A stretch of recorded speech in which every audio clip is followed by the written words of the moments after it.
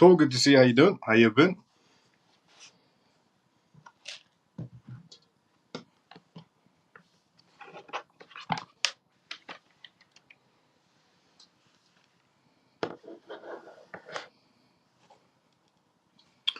Yes, brother. Down or sideways?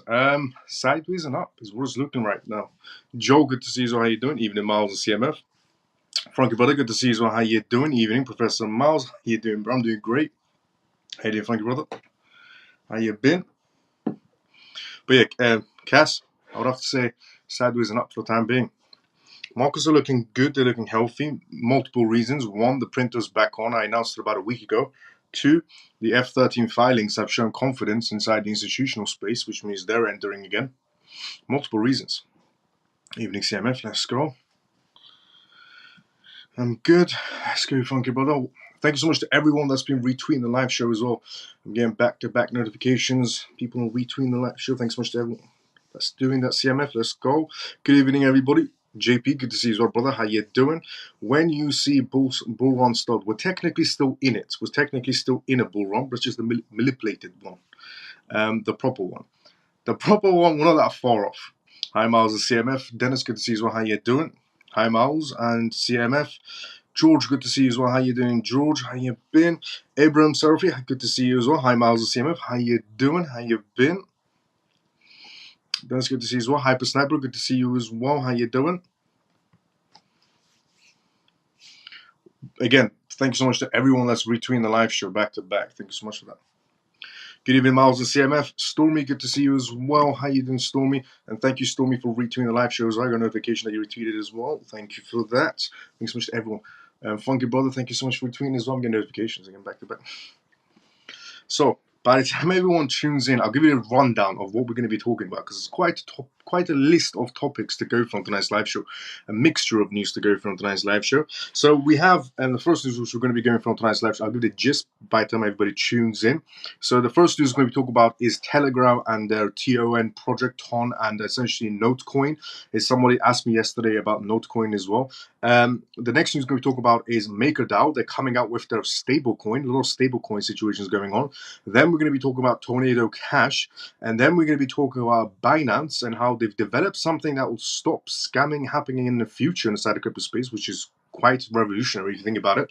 Then we're going to be talking about the Council of Europe and how they're going to be the first one to introduce AI treaties to protect human rights. So regulation for AI is coming inside the EU as well. And then we're going to be talking about Senator Luminous, how she's posted this controversial post inside of X to give that confidence to the market space that, essentially the run is back on. And then we're going to be talking about Bitcoin mining farms in the Middle East that's going on right now. Quite a lot of investments happening in the Middle East, which is boost. That's going to be, it shows confidence towards Bitcoin. It shows confidence towards blockchain. It shows confidence towards institutional players as well. There's a lot of relatable issues on that scenario. Then we're going to be talking about Hong Kong and their pilot digital yuan for cross-border payments. Hong Kong is getting ready for cross-border payments. Then we're going to be talking about Ghana and Singapore. They're going to be doing essentially tokenization back and forward between Ghana and Singapore and some other ventures going on there as well regarding CBDCs, which we'll get to as well. And then we're going to be talking about DeFi and the EU regarding the regulation that's coming in from the EU. Then we're going to be talking about on tonight's live show regarding OpenAI executive and what's going on that basis of ventures. Then we're going to be talking about crypto skeptics leave the SEC. Apparently more people are leaving the SEC, and the person that recently left the SEC was Gary Gensler's right-hand person, just decided to leave the SEC and go for crypto instead. Oh, how the tables turn in the SEC. Then we're going to be talking about Stephen Cohen's. He's 0.72 also regarding his perspective on the market space and how things are going. Then we're going to be talking about Kraken and how they might be dropping USDT as a stablecoin on their networks. That's quite major. Then we're going to be talking about Tether, who's printed another billion USDT, which is a fuel. It's coming as an aspect of this could fuel another market run as well. Tether's getting ready to print. Tether has printed. That could be the essentially the back end of the market as well. We'll go through the perspectives on that. Then we're going to talk about unstoppable Bitcoin, and CryptoCon CEO foresees a bull run extending according to this CEO, also according to what I said a while ago, but according to this CEO, we're already still in a bull run. It's going to be extending all the way into 2025 and April 2025 and beyond even. As in the markets are going to go higher and higher and higher. Something I said a very long time ago. But now we're hearing it from a CEO's perspective. Then we're going to be talking about South Korean government and how they publish their recent reports on the cryptocurrency space of how it's going in South Korea. Then we're going to be talking about change your life with crypto. Regarding the market analyst side on that as well, market movements is some data to go through. So before we go through all of that, quite a bit to go through actually on tonight's live show. I've said disclaimer of the live show. So if this is your first time watching the CMF live show, welcome to the CMF live show. We talk about cryptocurrencies every night. Recent news is happening around the world. We talk about cryptocurrencies, CBDCs, regulations, AI, and politics because it all plays in together. And the disclaimer of this live show is also not financial advice, not political advice, and whatever I say is only for entertainment purposes. And we do Q&As as well, which means if you have any questions, put it down inside the comment section. I'll be more than happy to answer any questions you may have. So, if it's your first time watching, welcome to the CMF live show. If you're regular, let's go CMF. But before we go through the first news, we're going to go through the comment section because they're building up. Let me just go through the comment section and then we go through the first news. So, I was here. Good day, Miles of CMF. Mike, good to see you. How you doing? There better not be a bull run because I'm not seeing any good numbers, lol. Well, we're in it technically. Manny, even in Miles of CMF, good to see you. Manny, how you doing? Hey, Miles, why are we pumping? I'll tell you when we go through it. Good evening, Miles of CMF. Orphan, good to see you. How you doing? What categories do you think won't go through the bear market and we should keep them for long term? What categories do I think is going to do the worst, in other words, or the best? What categories do you think won't go through the bear market? Well, the financial category won't go through a bear market type of situation because there's more institutions day by day coming into it. Any sort of projects that have essentially are in tokenization, but on the basis of having contracts, actual contracts in place and building on tokenization, they're not going to be going through a bear market type of situation either. Anything that's useful to corporations and institutions, about 937 of them are inside the crypto space right now. Anything that's useful to them in terms of tokenizations or cross-border payments or even databases, then that's useful to them. Anything else that's not useful, they're not going to be putting any sort of money into them. It's only going to be the retail section. I wish that was Gary who left the SEC. That would really make my day. Don't worry, you never know. So I've been doing a lot of doctor's appointments because of my accident. I got a voicemail. Just remind me what time it's at. But they went on and said we're going cashless. We're only going to be accepting cards to keep everybody safe. Okay, JP, thank you for the update regarding doctors inside. That's an interesting one. Doctors are going cashless as well. Jim, good to see you. And I'm hoping you're doing better since your accident, JP, as well.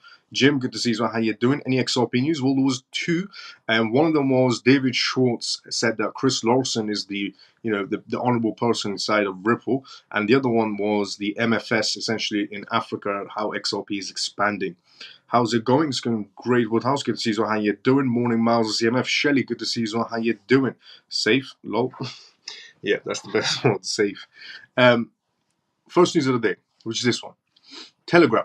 Telegram founder Pavel Durval says that he'll hold $7 million of Notecoin as a gift until 100x.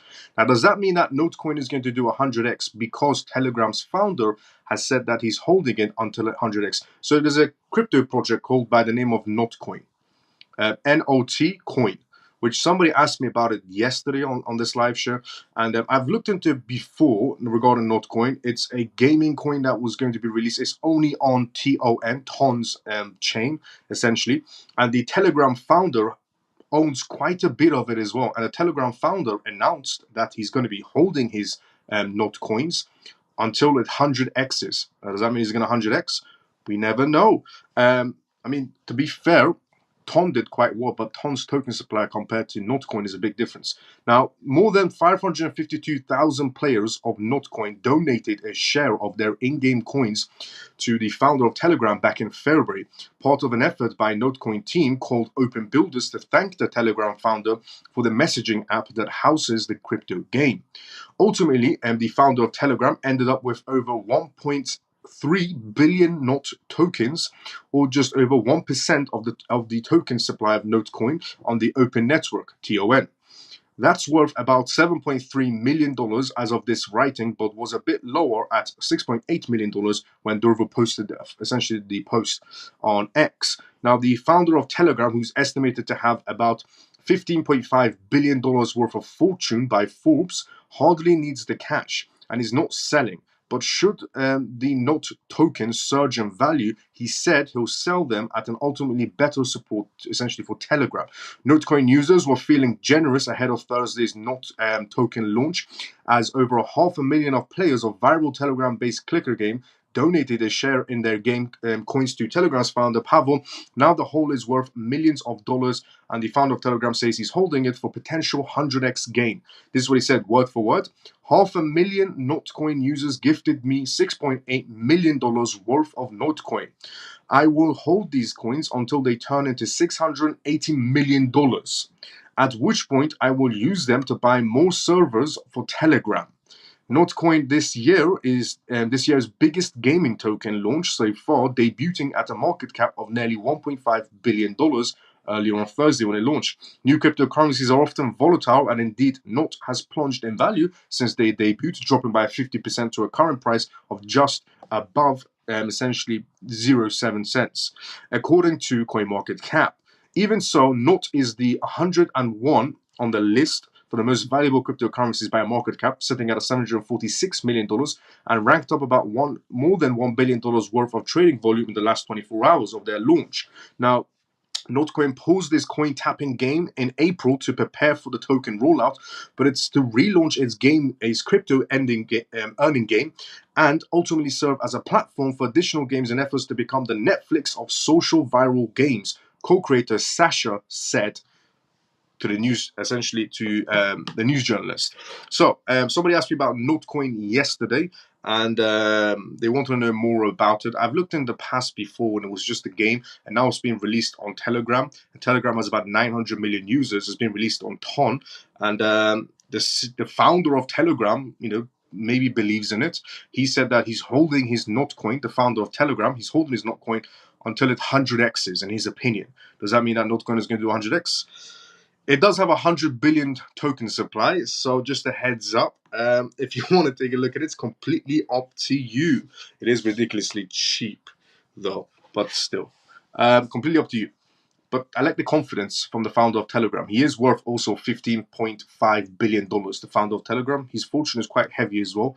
So the next news to go from tonight's live show is MakerDAO. MakerDAO founder introduces a new stablecoin. New stable and pure DAO is what he's calling it. Now, before we go through that news, let's go through the comments section.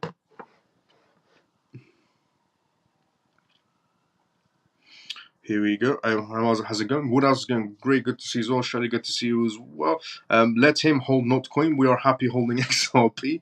Let's go, Funky Brother. Sorry, Miles. Late on tonight. Keep up the good work. Let's go, Addy. That sounds like a meme coin. Might be a rug pull. That's why I said it's very high risk. I'm not going for Notcoin at all. But, I'm sharing the news because somebody asked me about it yesterday. Can you hold the live for a minute so I can go buy of these coins? He's a really interesting guy. Regarding the founder of Telegram, yeah, he definitely is, honestly. Now, he's a very intelligent person. Now, MakerDAO. I'm just the messenger on regarding that news. MakerDAO. MakerDAO founder introduces a new stablecoin, new stable and pure DAO.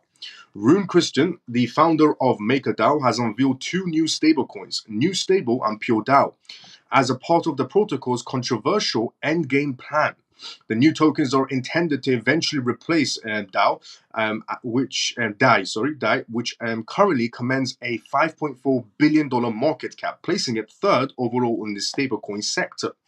The goal is to reconcile the two opposing paths for decentralized stablecoins, and one prioritizing utility and scale by choosing a dollar pegged backed by real world assets as collateral, and the other demanding complete independence from any sort of centralized control.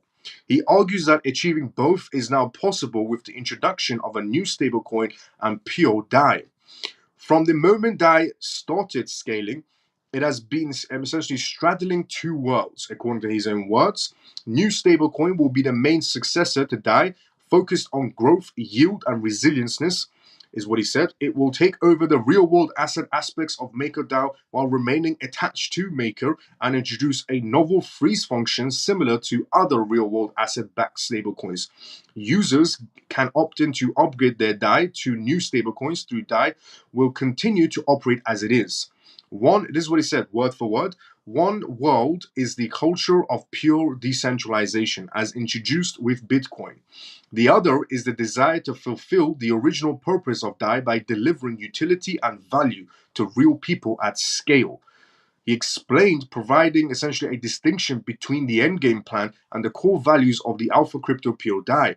And on the other hand, he's positioned as a return to the project's ideological roots, supported by early community members and essentially cypherpunks, idealists. It will feature a free-floating target, which only very decentralized floating targets. Participants can use collateral through ETH and staked ETH. The new stablecoin will also allow users to leverage maximal decentralized Okoro's minimal governance and simple tokenomics that will promote stablecoin supply side growth. He also claims that there will be initial genesis supply of 2 billion pure DAI governance tokens, which will be distributed in batches of 400 million over 5 years, with a burn mechanism set in place. So they're essentially, obviously, they're not the only one coming out of a stablecoin. There's actually a lot of stablecoin scenarios happening. A few days ago, I announced that XDC has essentially partnered with Phantom, and they're going to be releasing a stablecoin on the XDC network in Hong Kong. And in terms of sorry, not in Hong Kong, in Singapore. So Phantom is a company based in Singapore. They have a license from the Singapore authority as well, and they're going to be using XDC as their backbone, releasing a stablecoin called FXD. They're also going to be, essentially focusing on real-world assets as well in terms of tokenizations. Then obviously we had the Ripple announcement of a stablecoin as well, and now we have a MakerDAO announcement of a stablecoin. They're also going into stablecoins and tokenizations as well. A lot of things happening in that sector.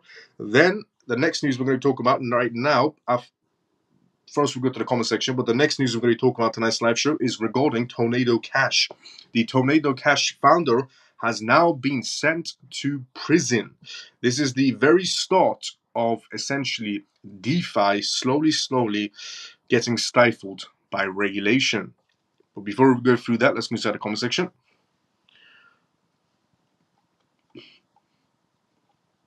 Hi to everybody on YouTube and Telegram. Let's go, JP. I'd rather look into Dogecoin from Elon Musk, who is richer than Pavel of Telegram. Fair enough. I think he likes to go and look at Conodo founder, if I'm not mistaken. Possibly. Yes, I'm doing well, thank you. Okay, here we go. Do you believe Andrew Tate will give up fiat and buy $100 million worth of BTC? Until I see proof, no. I don't take anybody's word as if I'm in terms of business, I don't take words. You show me proof, I take your word. So, if Andrew Tate is going to, I'm not, and in any sort of way, I'm not saying he can't afford it or he'll never do it. No. What I care about is proof. You show me proof, you show me receipts that you did it, then I'll say you did it. But if you don't show me receipts, then I'm not going to take some news channel's words. I'm not going to take a post words. You have to show me proof. And if you don't have to show me proof or anybody else proof. It's completely up to him. But yeah, I don't take just random words off the internet and believe that's what's going to be happening. I have to see evidence. Because I'm not, and somebody, because what I am trying to say is, sorry about this, I'm putting my iPhone to charge at the same time. What I am trying to say about this is, I'm not in the business of hopes and dreams. You know, when it comes to the market, I base movements on contracts and data. I don't base it on hopes and dreams of becoming, you know, this project. I hope it becomes this much, or I hope that project becomes it. I'm not in the business of hopes and dreams. I'm in the business of data and contracts. If I can't see it on paper, I'm not interested. Miles, do you have any DGM plays at all? No, they're absolute waste of time, all of them. Andrew Tate will buy from. Okay, now going back to this. Tornado Cash. Tornado Cash founder sent to prison. DeFi's EU struggles. Finance redefined. Welcome to Finance Redefined, your weekly dose of essential decentralized finance DeFi insights. Now, the past week in DeFi saw the guilty verdicts of Tornado Cash developer for money laundering. He went in, was sentenced to over 5 years in prison. In other news, the Binance found essentially antidote as well, which we're going to be going through. Actually, no, we'll go through the Binance antidote first. So, Binance has developed an antidote to address poisoning scams after the $68 million exploit. Now, there was recently somebody that got exploited, let's say, for $68 million. Now, there's a scam inside the crypto space where scammers would try to replicate your wallet address. So the first 5 or 4 digits and the last 5 or 4 digits they'll replicate it to your wallet address. The middle will be completely something different. And they'll send you empty transactions, hoping that one day you click the wrong and copy the wrong address and send something to it. So this actually happened where somebody sent $68 million to the wrong address. Now, obviously, the scammer couldn't do anything about it because it was quite difficult to, essentially move around inside the crypto space, believe it or not. It's not like before. And the moment he was able to, the scammer, the moment he transferred it to some exchanges, they were frozen instantly. It's quite difficult nowadays. So Binance came out with a new solution. So this scam doesn't continue forward anymore. Binance's new algorithm has already helped detect over 13.4 million essentially spoofed blockchain addresses on BNB and over 1.68 million on Ethereum as well. Binance's security experts developed an antidote against the growing instances of address poisoning scams and tricks. The tricks for investors into willingly sending funds to fraudulent addresses. The security team of the world's largest cryptocurrency exchange developed an algorithm that detects millions of poisonous crypto addresses, according to a report that was shared with Cointelegraph from Binance. This is what they said, word for word. We have developed a unique method of identifying poisoned addresses, which helps us to alert users before they send money to criminals, and was an instrumental in identifying and flagging more than 13.4 million spoofed addresses and on the BNB smart chain, and about 1.68 million on Ethereum's chain as well. Address poisoning or address spoofing is a deception trick where scammers send a small amount of digital assets to a wallet that closely resembles the potential victim's address to make it a part of the wallet's transaction history, hoping that the victim will accidentally copy and send funds to that address. Binance's algorithm detects these spoofed addresses, the fake addresses, by first identifying suspicious transfers, such as those with near zero value or unknown tokens, pairing them with potential victim addresses, and timestamping malicious transactions to find the potential point of poisoning. These spoofed addresses are registered in the database of the Web3 security firm Hashdit, Binance's security partner, which will help protect the wider crypto industry from poisoning scams, according to Binance's report. Many cryptocurrency service providers use Hashdit's API to boost their defense against a variety of scams. One of them, for example, is Trust Wallet, which uses the database of the poisoned addresses to alert users when they are about to transfer funds to a spoofed scammer. So from now on, Trust Wallet will also be alerting you, essentially, if you're about to send money to a scammer by accident because they essentially created a similar wallet address to you. And you think it's your wallet address, and in reality, it isn't. So addressing essentially the poisonings in the growing concerns following that $68 million scam that happened. The necessities for the algorithm became apparent 2 weeks ago after an unknown trader lost $68 million to an address poisoning scam. They accidentally sent $68 million worth of wrapped Bitcoin in a single transaction to a spoofed address, an address that was similar to theirs, on May 3rd. In the fortunate but mysterious turn of events, the thief returned the $68 million on May 13th after numerous on-chain investigations started shedding light on his potential Hong Kong-based IP address. So whoever this person was, the scammer that stole $86 million, $68 million from this person inside the crypto space, he panicked and sent the money back. He stole it on the 13th and sent it back. He stole it on the 3rd, sent it back on the 13th. 10 days after, he said, nope, I'm not interested anymore. He sent it back because his IP address was about to be revealed. It's quite difficult nowadays to be able to do scams inside the crypto space.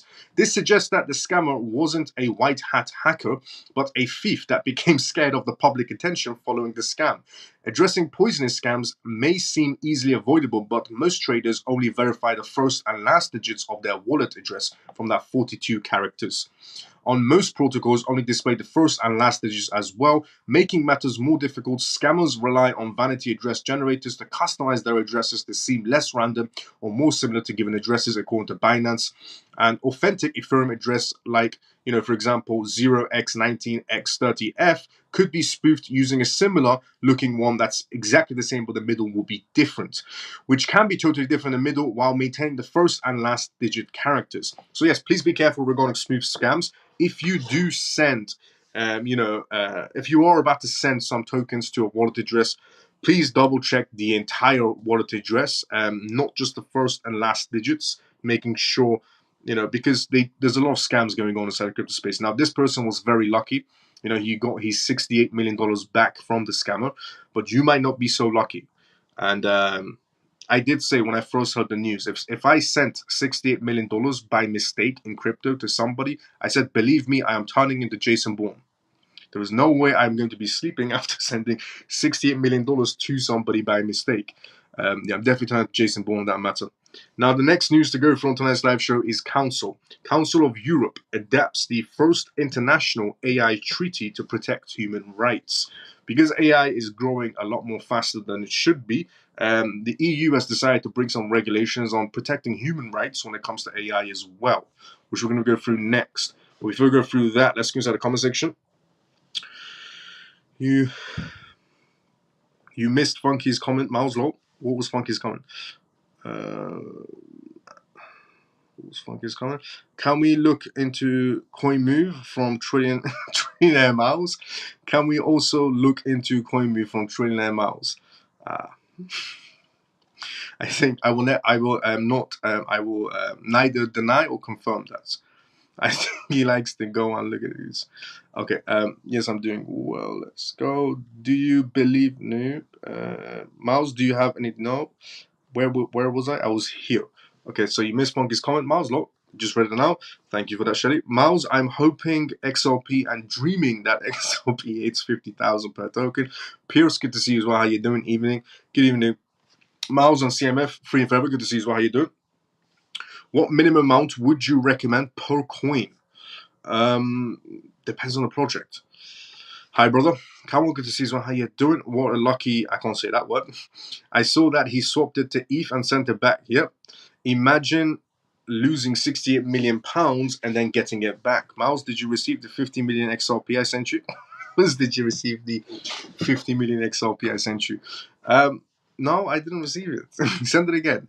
Any Ripple news? Nothing so far. There was only two news that came out of Ripple. One was David Schwartz essentially said Chris Larsen was the person that empowered Ripple to move forward day one. And the second news was essentially something that they talked about a very long time ago regarding Ripple expanding into Africa regarding MFS. Now, these are quite old news, but the Chris Larsen was quite new.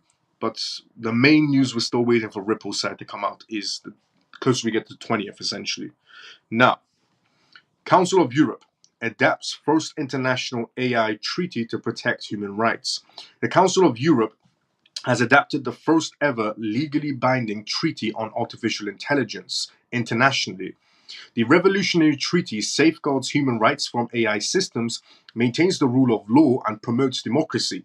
The decision was concluded at a regular annual meeting of the Council of Europe's Committee of Ministers, attended by the foreign ministers of about 46 countries that are members of the Council of Europe.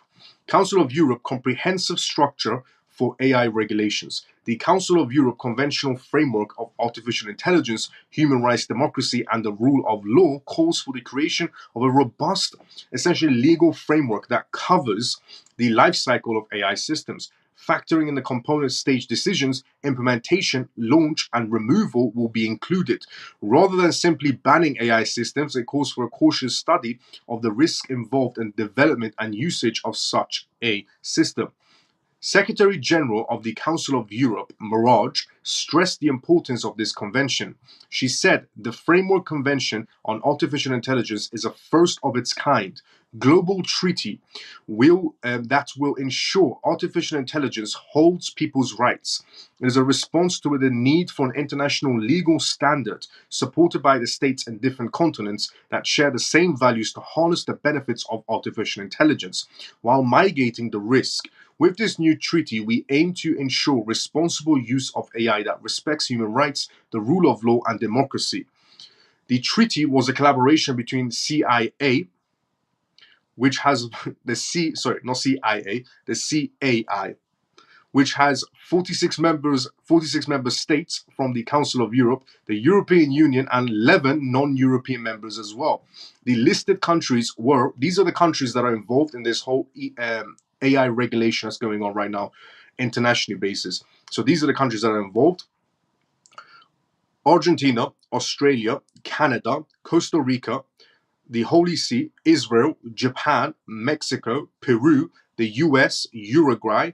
Representatives from private entities, civil societies, and academics were also there as well. There was a multitude of other countries as well. These were some of the ones that were mentioned, but there's about 45 of them.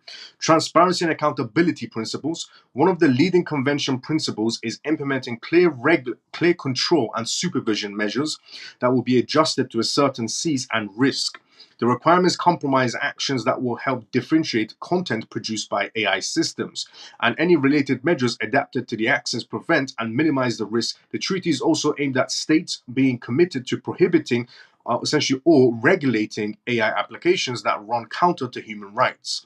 The treaty highlights the seriousness of accountability and commitments to any negative impacts that can arise from AI systems, that the AI systems have to comply with human worth, which includes gender equality, the banning of discrimination, and privacy rights when it comes to AI. Moreover, the convention also provides legal remedies for the victims of human rights violations associated with AI implementation and procedural safeguards like notifying individuals before they interact with AI systems.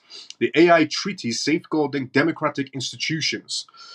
To ensure democracy contention, the treaty compels parties to work out rules forbidding AI systems not to interfere with democratic institutions and processes. Such preventations of principle of separation of powers, independence of the jurisdiction of the accessibility to legal systems are the basics. The treaty does not cover state national security activities, but parties must align practices with international law and democratic institutions. Also, the mentioned treaty powers are a follow mechanism through a conference of parties to make sure that it's effective implementation. I'll give you a simpler gist at the end of it. Every party must build an independent oversight responsible for following compliance with the convention, raising awareness, stringing informed debate, and participating in the multitasking holder dialogue of the use of AI. The opening ceremony for the Framework Convention will take place in Lithuania as well on September 5th, proceeding with the Ministry of Justice conference. The demonstration is going to present the birth of the innovative era in AI regulation and governance.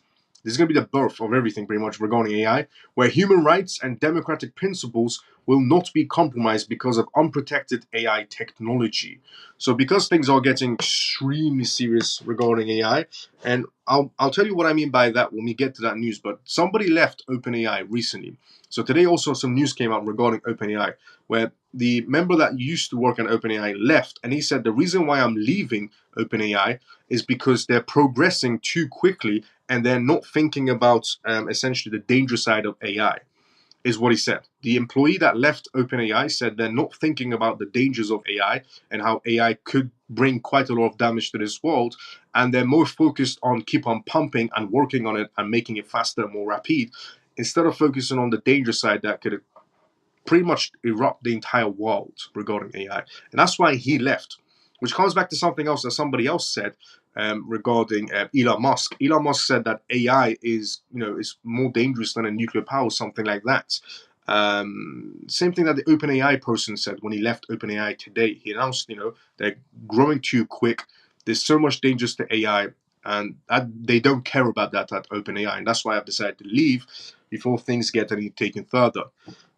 Now, regarding the EU doing the birth of AI regulations, it's an interesting matter as well. Regarding the EU doing the AI birth, it's the first one ever in the entire world. 45 countries coming together for AI regulations.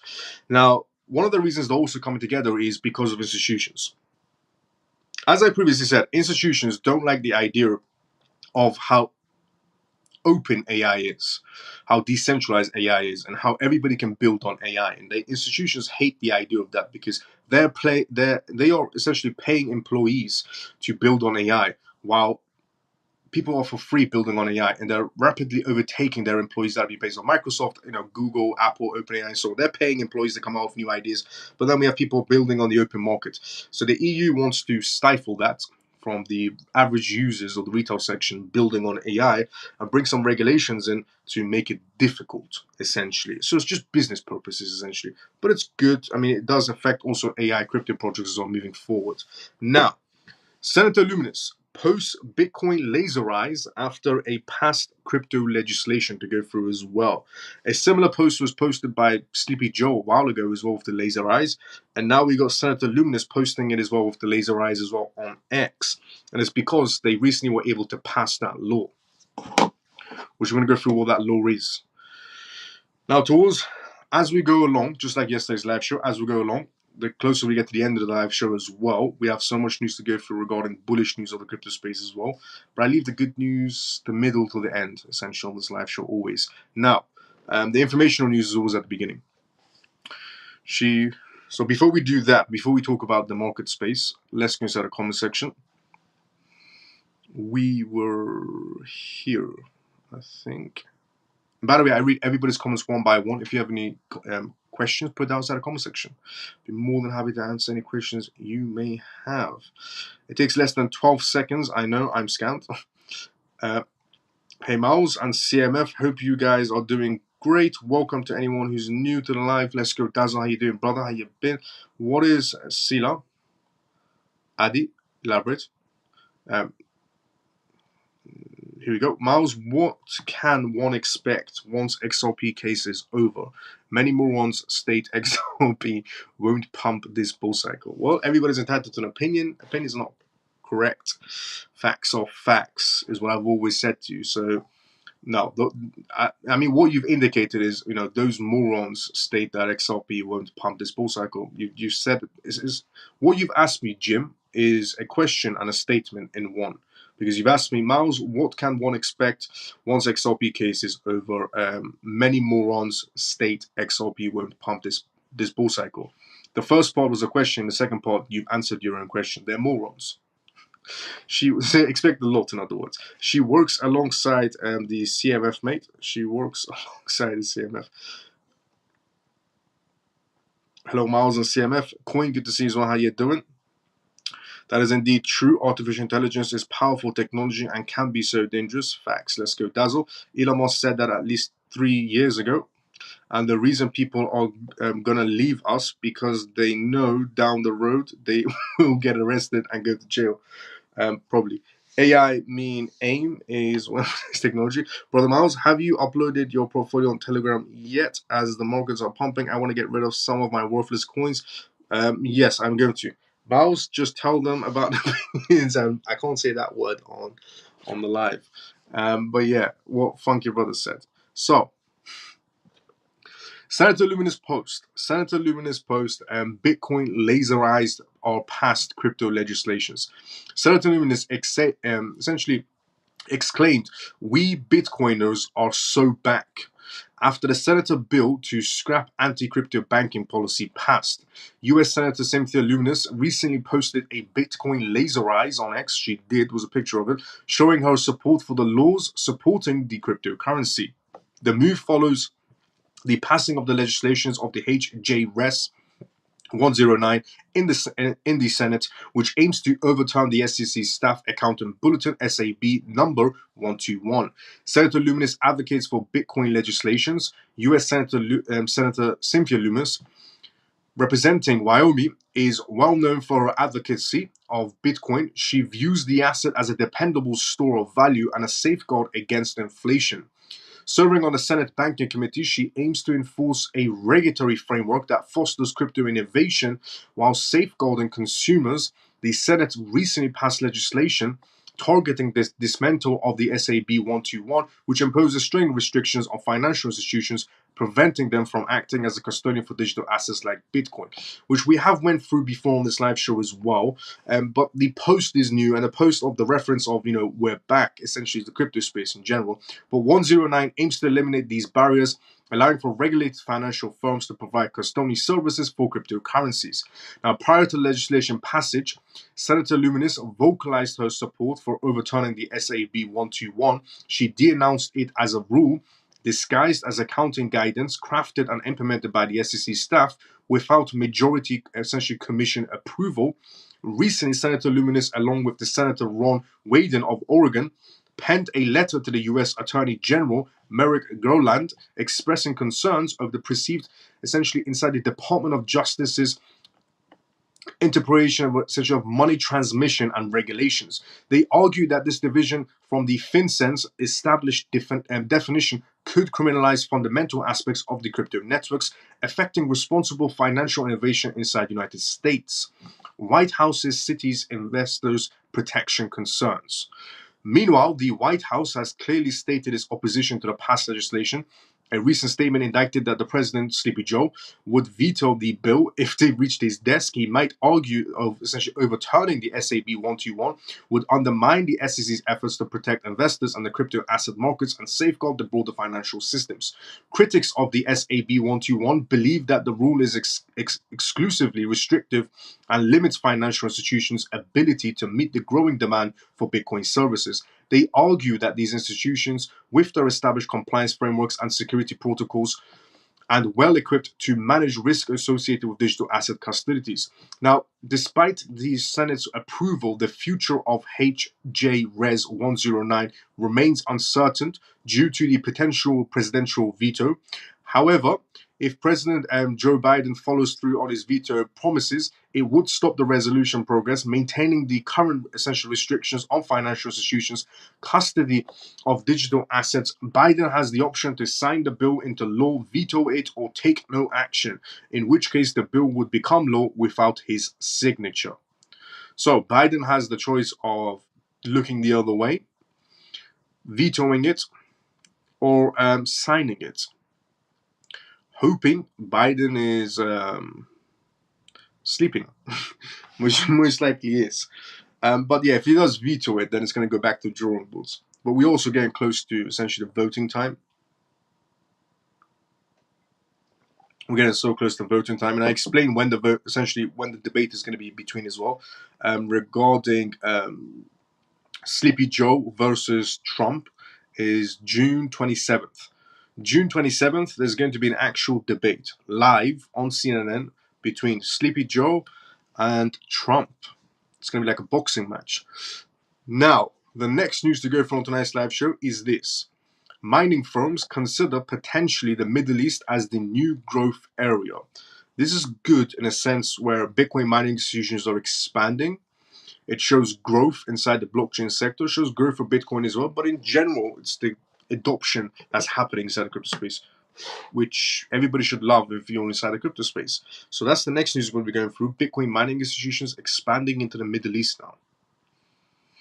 And the majority of them, the 5 biggest Bitcoin mining institutions are back, in terms of majority shareholders from Vanguard and BlackRock and Fidelity. But before we go through that news, let's go inside the comment section. Hope, okay, we were here. Good evening, Miles and all CMF. Iman, good to see you. How you doing? Hope everyone is well today. I'm doing great. How you doing, Iman? Dazzle, let's go. What up, though, Miles and family? Hope all is well, though. Shout out to all my Texans staying strong with the tornado from yesterday. Still no power here in Houston. Whoa. I hope everyone's doing okay in Texas. If you're watching this from Texas. Kerry, it can still become law if it goes back before Congress after he vetoes it and they vote again. Yes, there's a possibility of that as well. Thank you for the fourth option as well. Let's go, Kerry. Now, mining firms, Bitcoin mining firms. Bitcoin mining firms consider potentially the Middle East as the new growth area. Cryptos are worried. Crypto companies are worried that the US market might shut them out if Biden administration goes ahead with its plan to tax digital asset mining operations 30% of the electricity they use. The percentage of US-based crypto nodes on the Bitcoin network exceeds 29%, which is a hefty amount. If prices go up and other places become more appealing, though, that percentage could go down. The Middle East is the new potential location because of its generally lower taxes regarding also the energy sources as well, and generally less stringent environmental regulations. Crypto mining operations have received over $800 million from their Omani government. The hash rate index estimates that the United Arab Emirates 400 megawatts of Bitcoin mining capacity accounts for approximately 4% of the world's total hash rate. US mining companies may benefit from a migration to an energy-rich region, according to advocates from the region. There are a number of distant geopolitical benefits to southern Oman as compared to the US. Its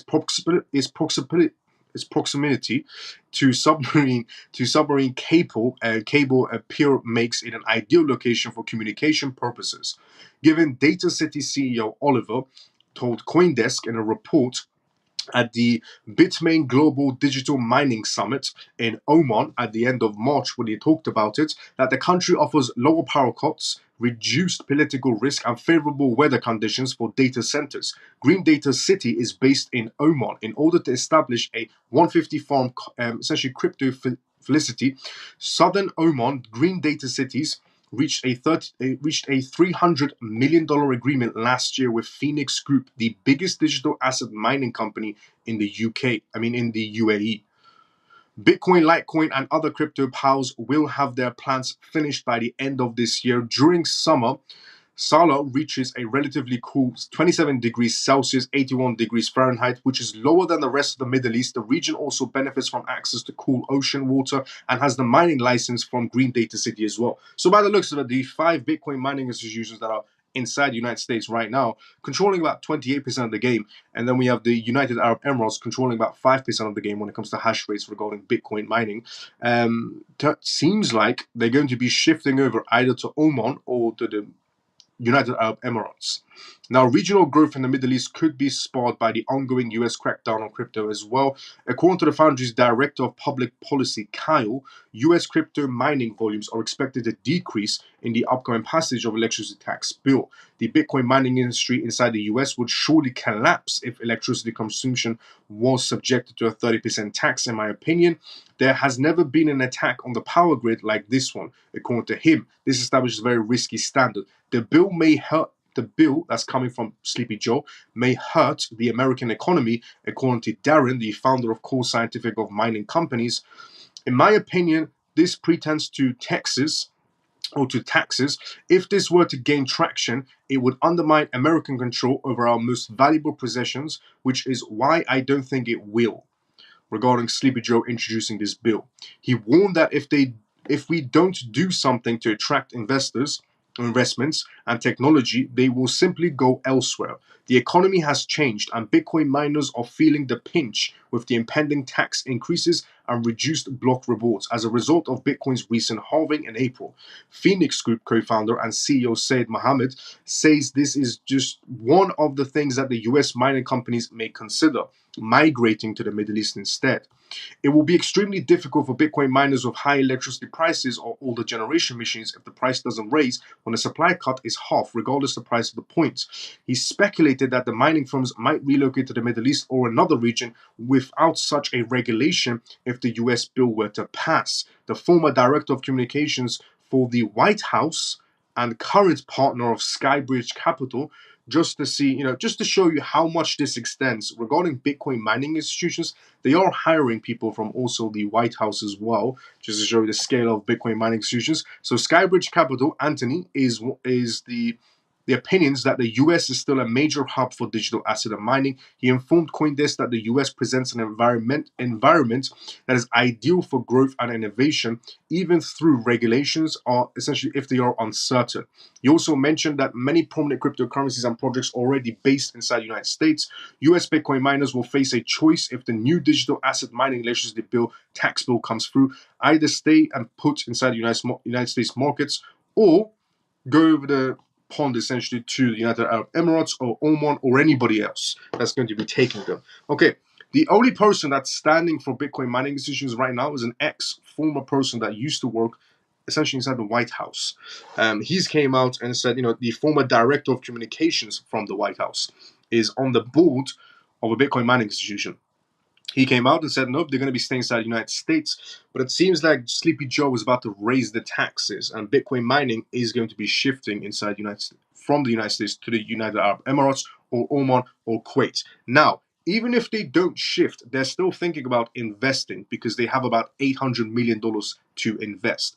One of the Bitcoin mining institutions is quite large, and they have $800 million ready to invest into another market space, which shows the adoption rate, shows the growth of the Bitcoin space, and shows the adoption rate of the crypto space and the growth of the crypto space to other institutions in their eyes as well, which is quite major news when you hear Bitcoin mining institutions have money to spend on building.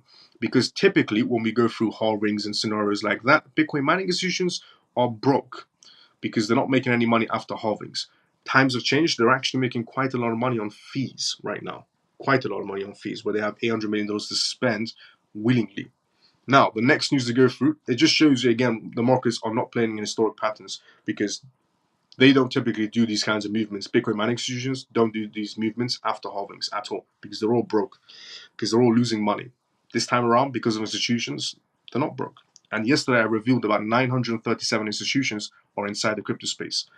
937 institutions are actually holding Bitcoin ETFs. And it's not the retail pushing Bitcoin ETFs, it's the institutions, according to the SEC filings 13F.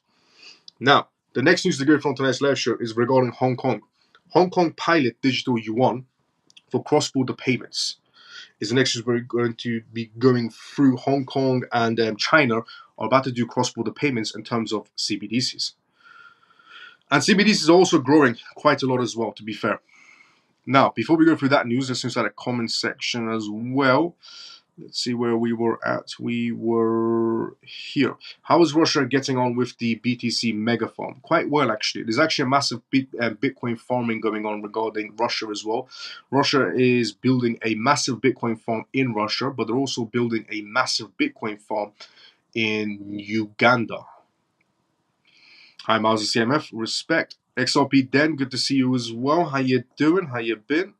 What do you think of Binance Futures discontinuing support for XRP? Could this be an attempt to prevent people from opening massive long positions if XRP takes off? Thoughts, is this good or bad sign?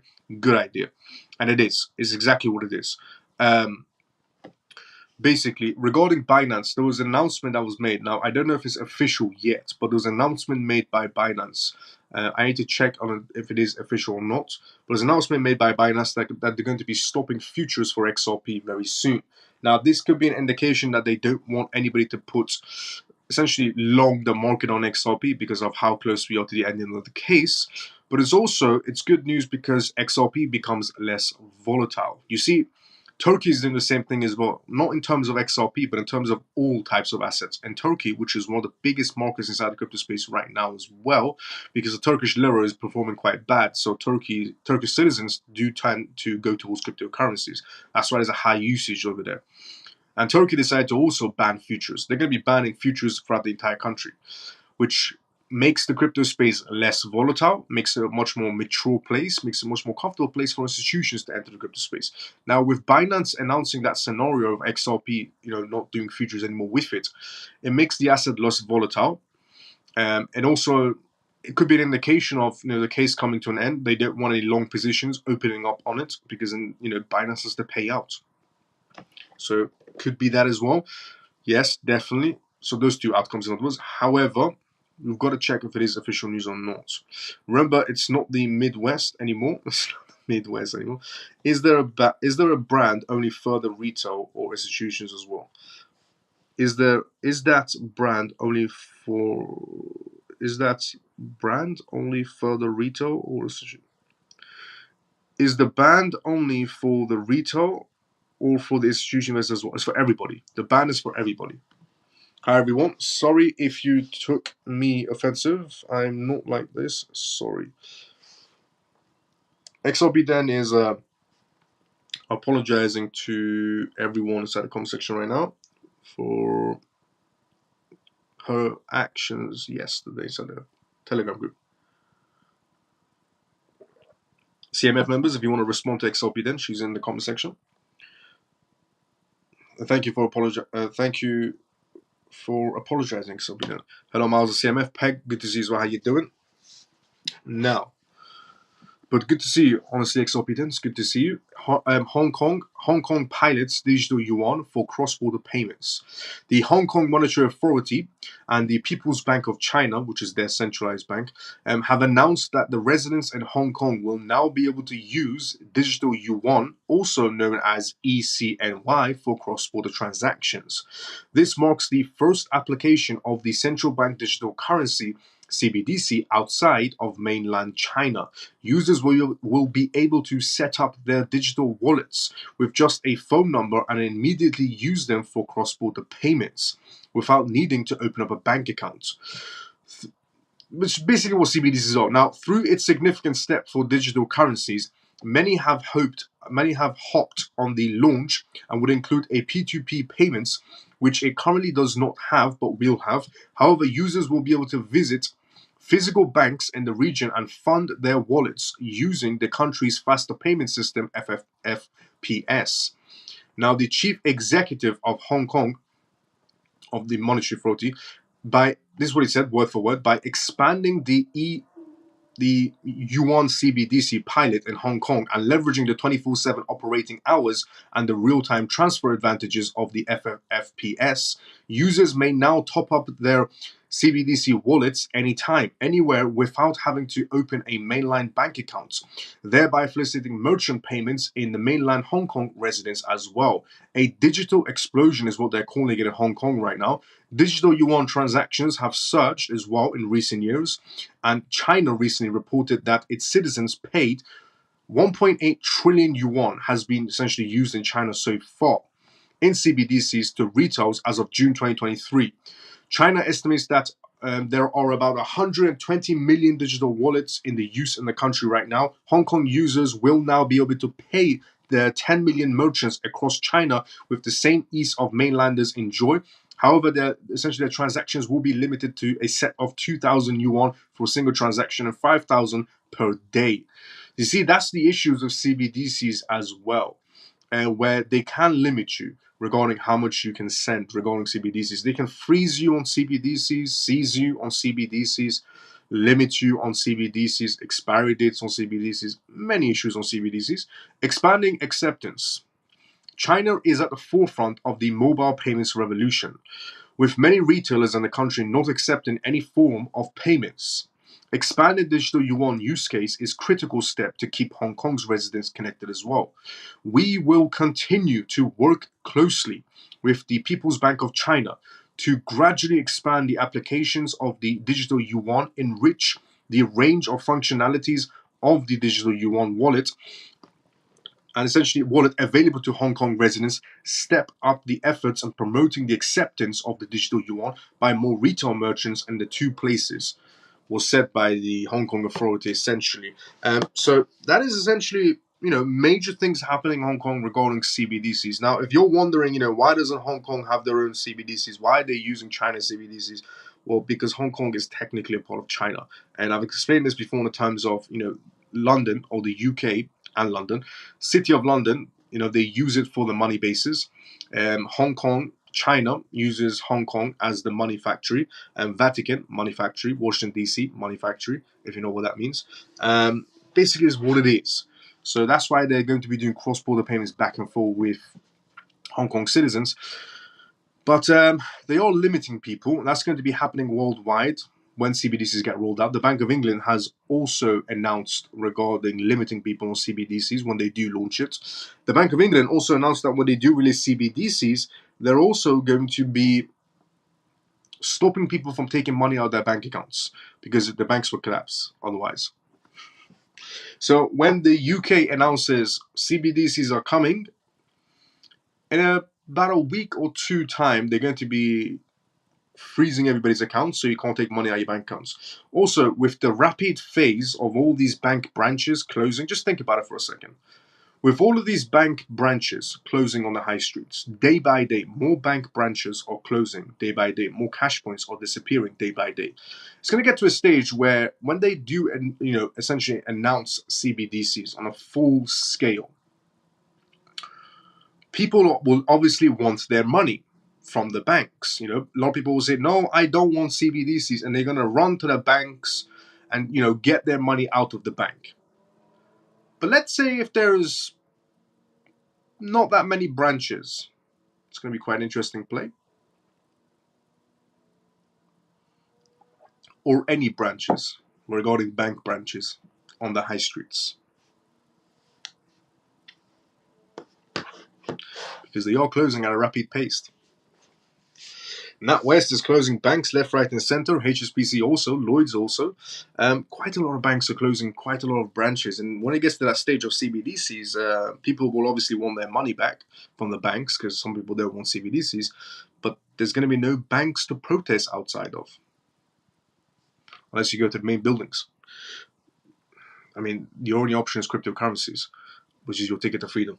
Now, Ghana is the next news we're going to go through on tonight's live show as well. Regarding that, Ghana and Singapore are conducting business trades in terms of CBDCs, in terms of tokenization as well. And Ghana did announce as well they want to become a crypto hub. So far, Singapore has announced they want to become a crypto hub. Hong Kong announced it. London announced it. Tokyo announced it. Dubai announced it. Nigeria announced it. Actually, Nigeria announced it, but then took it away. They went more into CBDCs. Now Ghana's announced it as well. There's quite a lot of countries aiming to become crypto hubs now. The list is getting bigger and bigger, to be honest. Now, before we go through that news, let's go through the comment section. And also, these types of news, it shows how fast the banking movements are happening. And what I stated regarding the Bank of England, it's true. You can go to the Bank of England and see this for yourself. They did announce, the Bank of England did announce that when they do announce CBDCs, they're thinking about restricting you access to your money from your banks, because everybody will run, in their words, everybody will run to the banks and pull their cash out, which will cause a banking collapse. So when they do announce CBDCs, they will freeze you from getting cash so the banks don't collapse when they announce CBDCs. This is what they stated. A lot of people don't know still.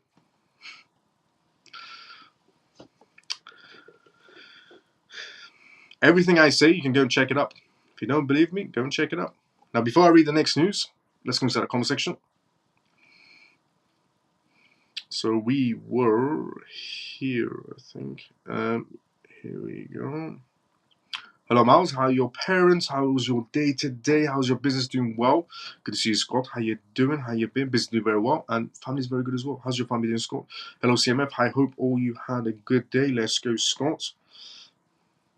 Hello again, beautiful people. Let's go, Thompson. How you doing? Any thoughts and opinions in regards to automated market maker liquidity pools concerning both XRP and XLM? There's no concerns on that matter. Regarding the automated market maker, obviously there's risk to it, but it's not something that I would do. I've personally said, when it comes to my XRP, for example, I hold a lot of tokens. different projects. I hold a lot of different projects, and my portfolio is inside the Telegram group of this live show as well. Now, in terms of my XRP tokens in this scenario, because the question is based on XRP. So Thompson said, any thoughts on and opinions in regards to the AMM and liquidity pools concerning both XRP and XM? Okay, in terms of my XRP, I've always said this. I am not going to be putting my XRP into any sort of AMMs. I am not going to be adding to any liquidity pools regarding my XRP. My XRP is going to be an asset that I only hold and borrow against and use it as collateral. That's the only thing I'll ever do with my XRP or XLM or XDC. I would only borrow against them and use them as collateral. I would never enter them into an AMM. I would never add them into a liquidity pool, and I don't care regarding staking either when it comes to those projects. Any other project, I don't mind them. But those three, the finance projects, I've seen the contracts. I'm not entering them any sort of liquidity pools. I'm not entering them into the sort of stakings or something. And I don't need to do staking either. I hold too many to be staking them anyways. So yeah, it's only to borrow against. So there's nothing wrong with them. It's just I don't want to do them. There's some scenarios that could go south as well, but I wouldn't personally do them. But no concerns about it. It's a good thing. The AMM is a good thing. The liquidity pools is a good thing. All of these are good signs. But it's not something I want to do. And I would rather borrow against it, use as collateral. Now, I say best wishes to the CMF and Miles. Let's go XRP then. Has Nationwide promised to keep their banks open till 2029? Well, promises can be broken. They have closed quite a lot of bank branches, to be fair. Do you think crypto changes in the price will start to happen before July? Possibility. I mean, they did say the Bank of America. So a few nights ago on this live show, I announced that a analyst from Bank of America stated, and I mentioned his name as well. The analyst from Bank of America, if you want to go and watch that live show, it was probably like 4 live shows behind this one on X or YouTube, because all the live shows are pre-recorded. So I announced that the Bank of America analyst said that in July, a lot of things are going to be happening, is what he announced. He said in July, a lot of things in terms of centralized banks is going to be happening, according to him. So, is it going to be CBDC-wise? Is it going to be they're preparing on that basis? Who knows? Just went outside. Did I miss the good news? Too good to see to see you back. No, we're on the Ghana Singapore news now. I'm going to read into that regarding trades and CBDCs. I think they will reduce the amount of people who can withdraw significantly, like on a 2,000 or something, to stop banks going under. Yeah, they did say that as well. So in the UK, they did announce that essentially politicians said that people should, be able to cash out at least 5,000. When they announce CBDCs inside the UK or inside of any sort of Western countries, they said that they're going to, because the EU said the same things as well. They said that they're going to be restricting people up to 5,000, is what the politicians said. And then the Bank of England turned around and said, no, 5,000 is too much, 2,000. 2,000 seems more, better, so there's no banking crisis. And then they came to the conclusion of maybe we should just not let it happen in any sort of way, regarding stopping cash and so on. So that's the stage where they're at. Awesome, Miles. Let's go, Thompson. Thanks for your sincere honesty. No problem. Anytime, Thompson. But yeah, what Shelley said is correct. They did say 2,000. They said 3,000 and 5,000 one time as well. But then the Bank of England started having backtracking on the thoughts. Do you think the meme coins will make it through this bull run until April 2025? Do I think meme coins will make it through until April 2025? Look, as long as, the retail section are interested in, throwing their money into meme coins, the meme coins will be around. But obviously, when we get the regulations coming in through a much more stricter stage, then it's going to be very difficult for them to be around. But there's still time for the meme coins. It's high risk plays. If you really want to go for meme coins, there's definitely high risk plays. There's pretty much no institutions inside of meme coins. Only hedge funds sometimes enter meme coins to dump on people and use them extra liquidities. Believe it or not. But, you never know. Until April 2025, you never know. I did say, if there's ever going to be any meme coins surviving, in my perspective, if there's ever going to be any meme coins surviving, it's probably going to be Dogecoin. I think Dogecoin, I've said this in the past as well, I've said Dogecoin will survive anything that's thrown at it. I said 3. In my perspective, I only see 3 meme coins pretty much surviving anything that's thrown at them. I said 1 is Dogecoin because of Elon Musk. I said 2 is Shiba because it's pretty much lasted anything else. And I said 3 is Luna C because of Binance's support. Any other meme coin, I don't know if they're going to be around. Do you know anything about the trust list regarding both XRP and XLM? Yes, I do. Miles, how are you getting on with your £23 flip and flip? Well, I paused it after a while. Yes, I did. I started just to prove a fact to someone because I see a lot of crypto regarding what Joe Morrison said regarding £23 flip. So a while back ago, I keep on seeing these videos of influencers going, "Oh, you need a lot of money to make a lot of money inside the crypto space." And I said, "Well, no, you don't. If you know what you're doing, you don't." So I did a challenge with myself where I put $23 I started with to trade, and I flipped the $23 into $1,600, then $1,800. And when I got to close to 2,000, I stopped now because I'm too busy with my own stuff. But I've still got that flip there to continue onwards. But yeah, you don't need a lot of money to make a lot of money inside the crypto space if you know what you're doing. So that's what that was about. But no, I've kept it where it is. I wanted to flip it again back to back and see what I can get to. Maybe next target. I'm guessing next target is going to be 10,000. $23 to 10,000. And after 10,000, 50, 50, 100. We'll just keep on squeezing more out of it. If we have GICs protected, we can lose them as they guaranteed by CDIs in Canada. Possible. Plus, you did say in June, big news, Bank of America. Yes, I did. Let's go below. I meant worldwide. I meant the Western markets, but okay. Okay, so Shelly meant worldwide type of scenario. From what I've seen, it was just the Western markets they were talking about, is because the other countries just go straight into CBDCs. Brought some XLM, XRP, and sorry about that, Shelly. Brought some XLM, XRP, and Luna C. Thompson, let's go. You wouldn't put Pepe on that list then? No, I wouldn't put Pepe on the list. But you never know. I mean, meme coins is high risk play. If you really want to go for them, it's extremely high risk play. Now, Ghana and Singapore. Ghana and Singapore are going to be conducting a trade in semi-fungible token pilot project. The Bank of Ghana, BOG, and Monetary Authority of Singapore, MAS, have completed a proof of concept with the digital economy semi-fungible tokens DESFT project. According to various local press reports, the project is intended to encourage trade between micro, small, and medium enterprises in the two countries. With the project's live transactions have been carried out between the sides, to do so, they leveraged the Universal Trusted Credential Semi-Fungible Token Protocol developed by the United Nations Development Programme. According to Singapore's based Ample Fintech, which identified itself as a developer of the DESFT, the token contained verified licenses, certifications, and trade records.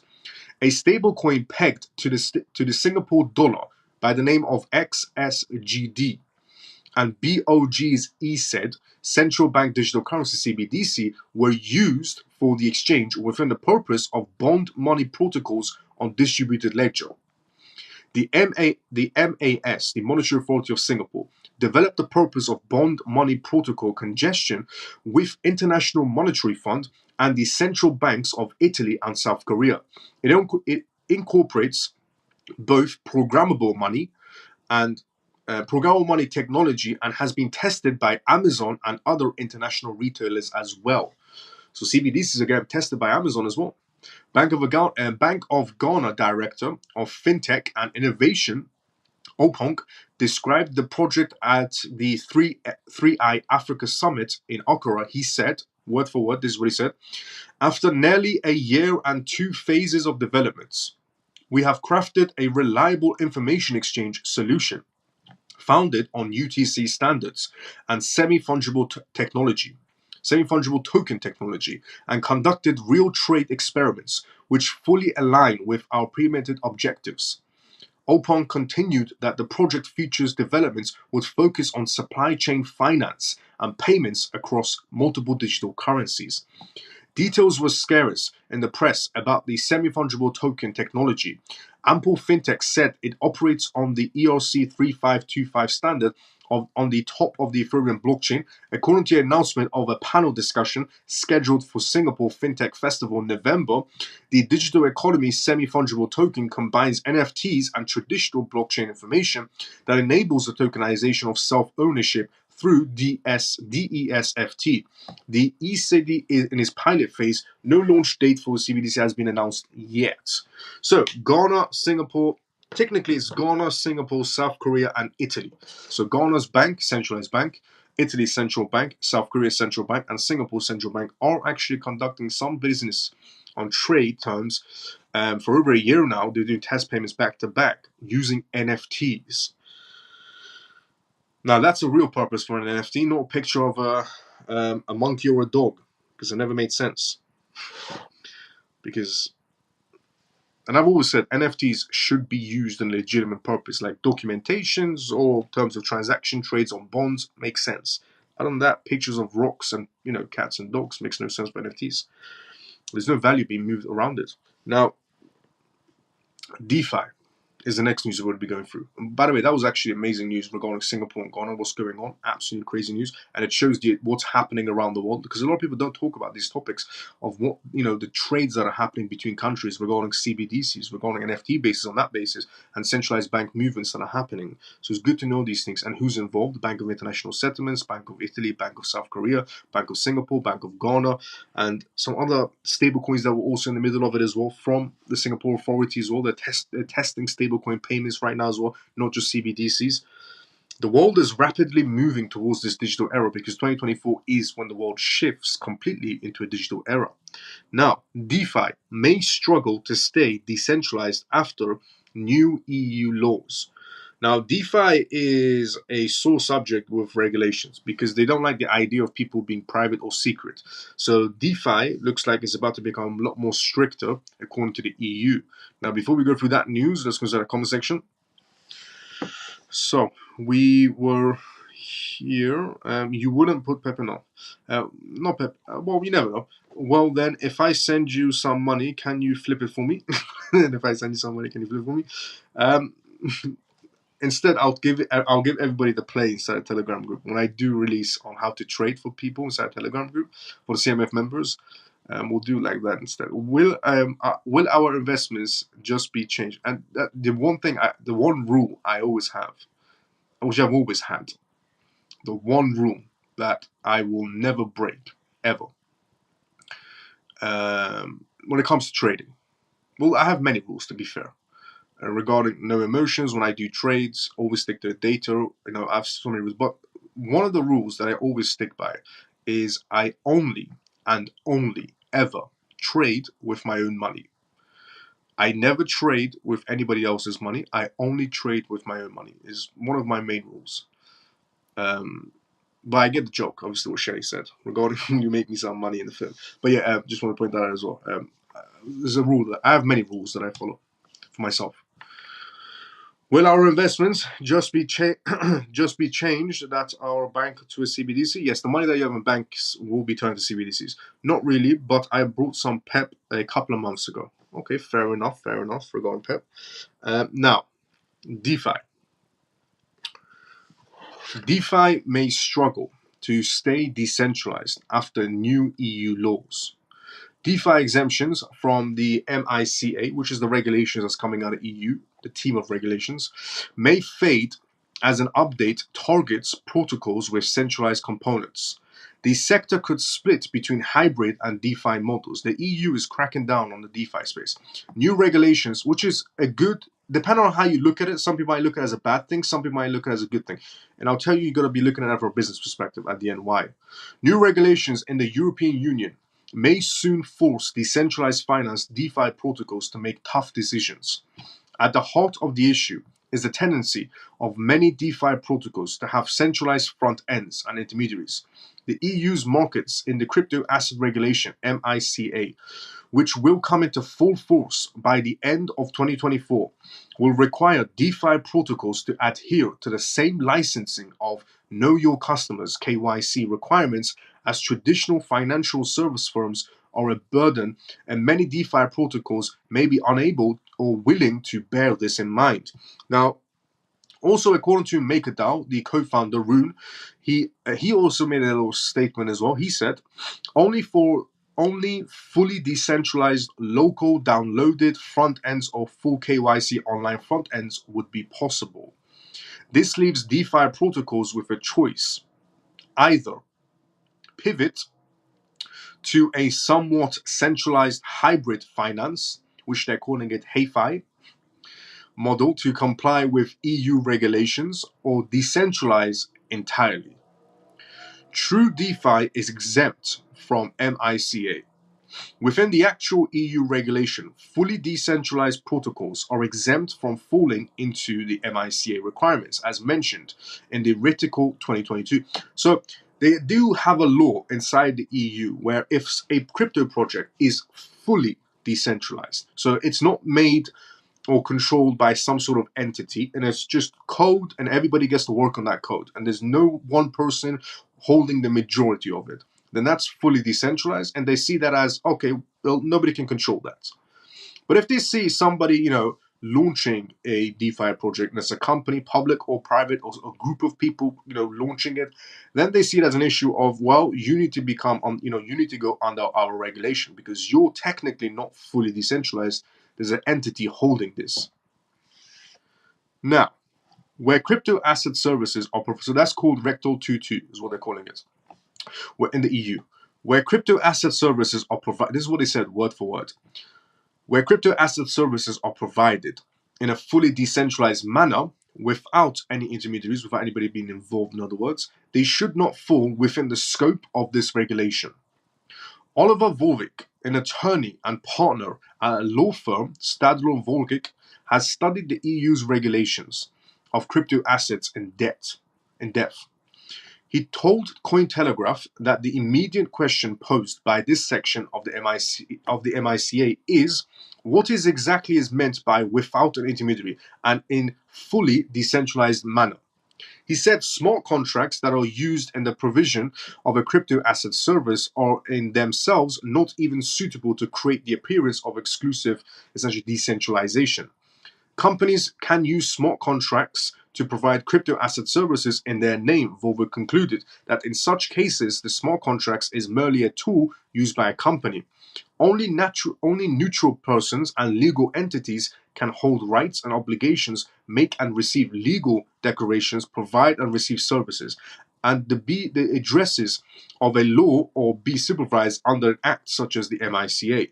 With MiCA set to come fully into force by the end of 2024, DeFi protocols operating in Europe will have to decide whether to fully decentralize, effectively sidestepping the regulations, or apply KYC measures like any other centralized company that offers financial services. So big change is going to be happening in DeFi. Big change is going to be happening across the broad DeFi space. Or they're going to get IP blocked by the EU, because the UK has already started IP blocking DeFi websites. Nathan Catalan, a partner at XReg Consulting, a consulting firm specializing in crypto asset regulations, told Cointelegraph that the new wave of regulations could split the sector. Regulations represents a fork in the road for many DeFi projects.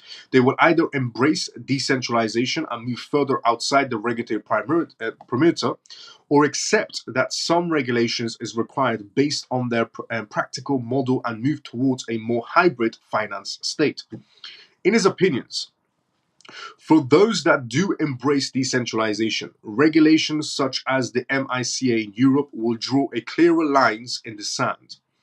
This new set of rules will provide more clarity on how to build truly decentralized applications to comply with the regulatory requirements. Indeed, many DeFi protocols will have to take a hard look at how they do business to ensure their platforms are fully decentralized and don't fall under any sort of laws. Now, Katana did suggest also they thoroughly assess the regulations and engage with their national regulatory authorities to ensure that they are protected if possible. The DeFi sector can implement several workarounds to ensure decentralization. One important one being the decentralization of website front ends. Decentralized web hosting involves deploying websites on peer-to-peer servers using advanced cryptographics. Thomas, the deputy executive director of Ubit, an open source P2P decentralized personal server platform, explained to Cointelegraph that decentralized hosting offers protection for front end services as they can't be taken down. He said that even Ubit couldn't remove the content on its nodes if required. Whichever path a protocol chooses, regulation is here. Advocates of decentralization may soon see DeFi transform into something closer to traditional finance. It's what I said a long time ago. DeFi is going to be getting closer and closer, pretty much day by day, week by week, month by month, year by year, closer to traditional finance. The very industry they set out to disrupt. Ironically, the DeFi space came into the financial space to disrupt the traditional financial space. Turns out the DeFi space is about to be turning into the traditional financial space with some digital features. Will the industry thrive in a decentralized digital universe? Or will the potential injection of capital from traditional market movers change the sector? DeFi needs to comply to attract institutional investors, which is true, because that's where all the money is. This is why I said it depends on how you look at it, okay? It really does depend on how you look at it. It's either you got to look at it from a, terms of, oh, this is bad, I want freedom of speech, or freedom of power, or freedom of money, or so on and so on, which really doesn't exist. If you're living in la land, it exists. In the real world, speech, freedom, anything like that doesn't exist, just an illusion. So if you're looking from a business perspective now, instead of the average perspective, if you look from a business perspective, institutions have a lot of money. And if the DeFi space becomes regulated, which it will, there's nobody going to be stopping in any sort of way. If you go against it, you're going to get left behind. So you've always got to take advantage of what's in front of you instead of trying to look for a solution to exit very quickly. Because if you can take advantage of it, then you're above everybody else. And if you don't take advantage of it and try to look for an exit, you're going to get left behind. So if you're looking from a business perspective, the DeFi space will get closer to the traditional space. There's no doubting it. And the DeFi space will get regulated. Now, what does that bring in? Money. Institutions have a lot of money. Remember who put Bitcoin to new heights at a very unusual time? Who put Bitcoin to new heights at an unusual time? The institutions did. I bet you any money there's still people right now inside the crypto space telling everyone that the retail section were the ones that pushed the Bitcoin ETFs up. No. The data, actual proof of evidence from the 13F filings show on the SEC that the institutions pushed the Bitcoin ETF to new heights. That the institutions were the ones that pumped the markets. It wasn't the retail. Retail doesn't have money. It never has money. Even if it does, it's scattered all across the board.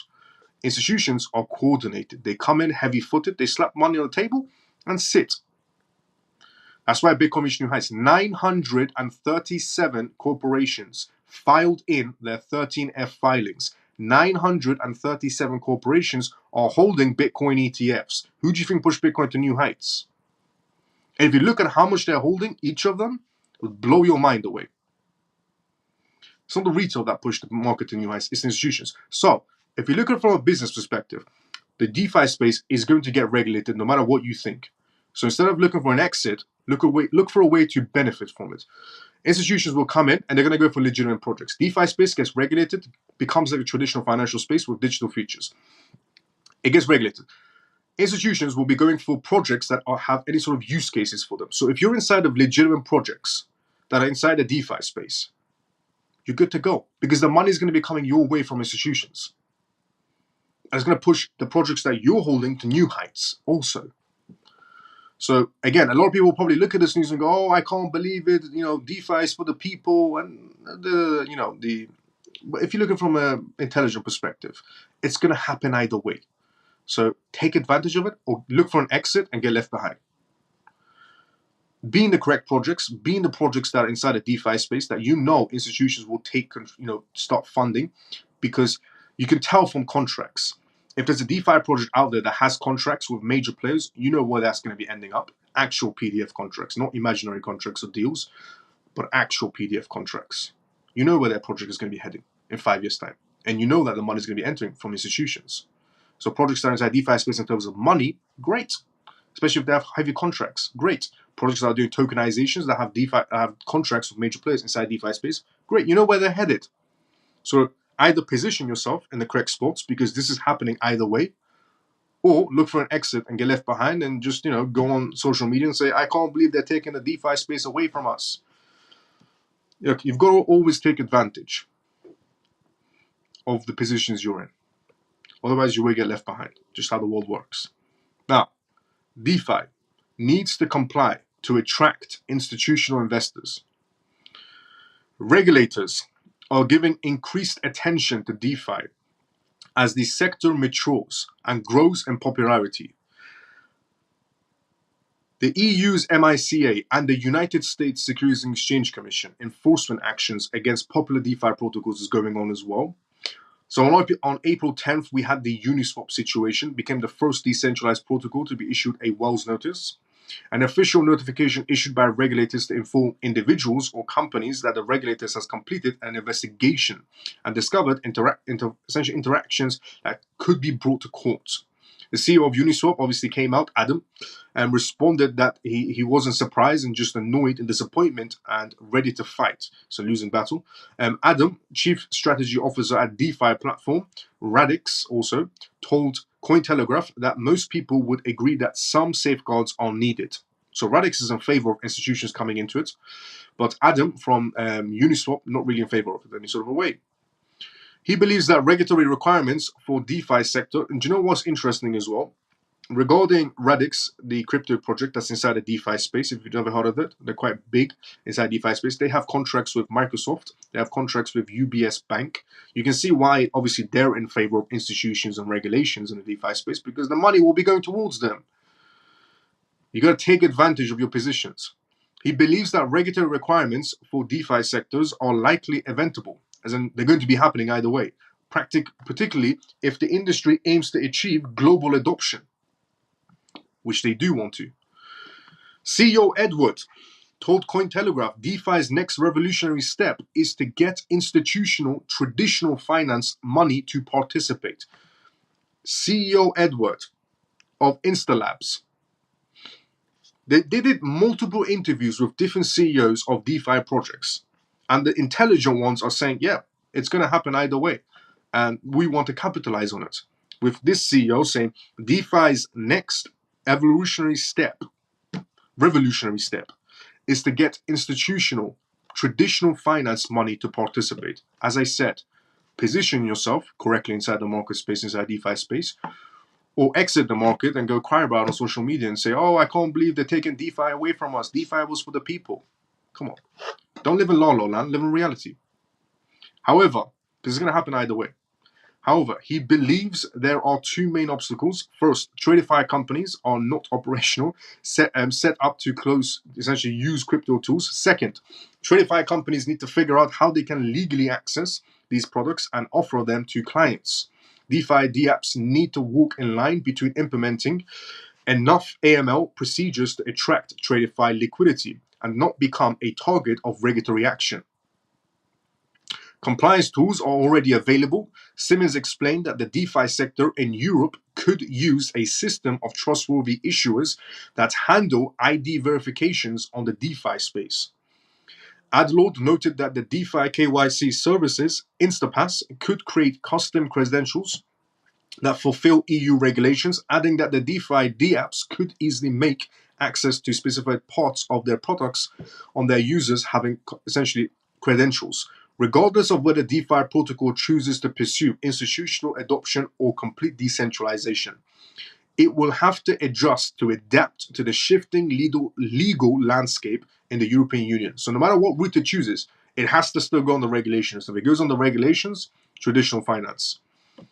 Now, Vorvik believes that the EU lawmakers correctly recognize that none of this is the case if crypto asset services can be essentially accessed without an intermediary in an exclusively decentralized manner.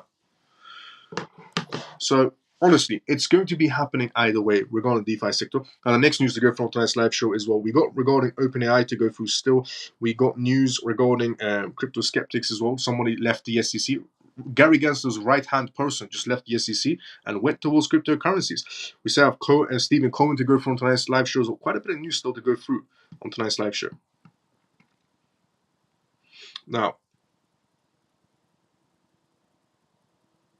the next news to go from tonight on tonight's live show is OpenAI. Well, before we go through that, obviously we'll go through the comment section as always. OpenAI executive Jan Leak resigns and calls for a stronger AGI safety measures. Well, if we go through that, let's consider the comment section. But yeah, honestly, always take advantage of the position you're in.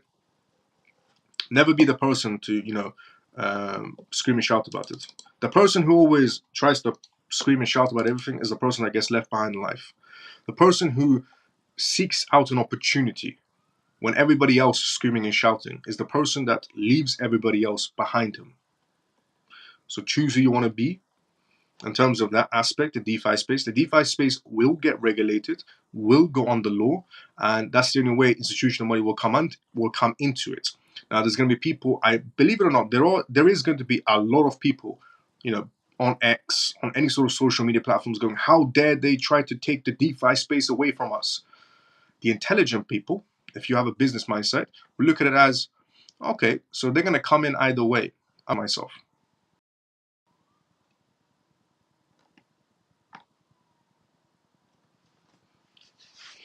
Now, you wouldn't put, we were here. By the way, I read everybody's comments one by one, so if you have a question, put it outside the comment section. I'll be more than happy to answer the questions you may have. Sorry, just taking my iPhone out of charge.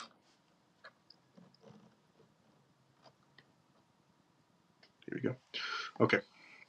So, not really, but I brought some. Here you go. Sounds like a rec exam. Dazzle, let's go. Swarm markers, SMT, any potential? Slightly, yep.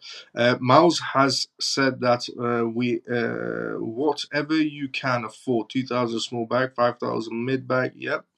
Miles, I keep forgetting to ask, why is it I cannot hit the like button and send you hearts? I think they've taken it off X, that's why. I think they've taken it off X. But I still appreciate, tuning in as well. I still appreciate you tuning in, Happy Pisces. It only allows me to hit the heart once, but not tapping like before on TT. I don't know. I'll be honest. I think they're probably doing updates on X as well still. I think they're still doing X updates. I completely agree with everything you are saying, Miles. 100. Let's go, Dazzle. And Dazzle's quite an intellectual person as well. He's inside the comment section. Banking sector. Happy Pisces is also from she has a banking sector as well. Just listen and follow and do what Miles says. You'll be okay. This is what Semper said. Hi, Miles. All kicking off in Congress. Gary looking for a new job. Bad looks of it. I listed your portfolio to one of the Arab YouTubers, and he said that's the portfolio of Binance, not an individual. No, it is my portfolio, not KYC within the future. No KYC in the future. Or Miles, what's your top 3 in terms of DeFi projects? In terms of DeFi projects, there's only 3 that are going to do quite well. I mean, look, there's quite not more than 3, way more than 3. You know what? I'll list them inside a Telegram group. I will list them inside a Telegram group. And by the way, if you're watching this for the first time ever, we have a Telegram group as well, and it's completely free. Everything I do is completely free. I believe in education needs to always stay free. So, and I'm just completely free of source. I like the idea of helping people. So, join the Telegram group as well. It's on YouTube if you're watching this on YouTube. The link and my portfolio. It's also on my X channel as well, on my X portfolio if you're watching this on X right now. I'll list inside Telegram group.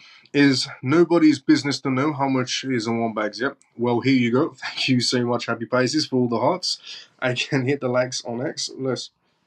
Okay, so for some people it works, some people doesn't. But thank you for that, Carol. And Happy Pisces, thank you for the hearts as well. OpenAI. Next news to go from tonight's live show. Facts, Thompson. OpenAI executive Jan resigns and calls for stronger AI safety measures. Jan, the head of alignments in OpenAI and the leader of the super alignments team, has left this company due to his worries about the priorities which he thinks are more focused on product development than AI safety. So apparently there's some situations going on in OpenAI where OpenAI team members are too focused on pumping out new ideas rather than safeguarding AI and making sure it doesn't damage the world in some sort of a way. So either Terminator or iRobot. Lee K made a public announcement of his resignation on May 17th through a series of posts on social media platform X, which he was previously essentially known as Twitter, regarding X. He stated that the OpenAI leadership was wrong in their choice of core priorities, and they should place more emphasis on safety as the AGI development is moving forward. Jan leaks safety concerns and internal disagreements. According to Jan, who had been with OpenAI for about 3 years, pointed out that his post that the culture and processes around AI safety were being neglected by the development of shiny products. He expressed concerns over the allocation of resources, saying that his team needed help to get the necessities essentially regarding computing power to carry out important safety research. But OpenAI is not interested about safety of AI.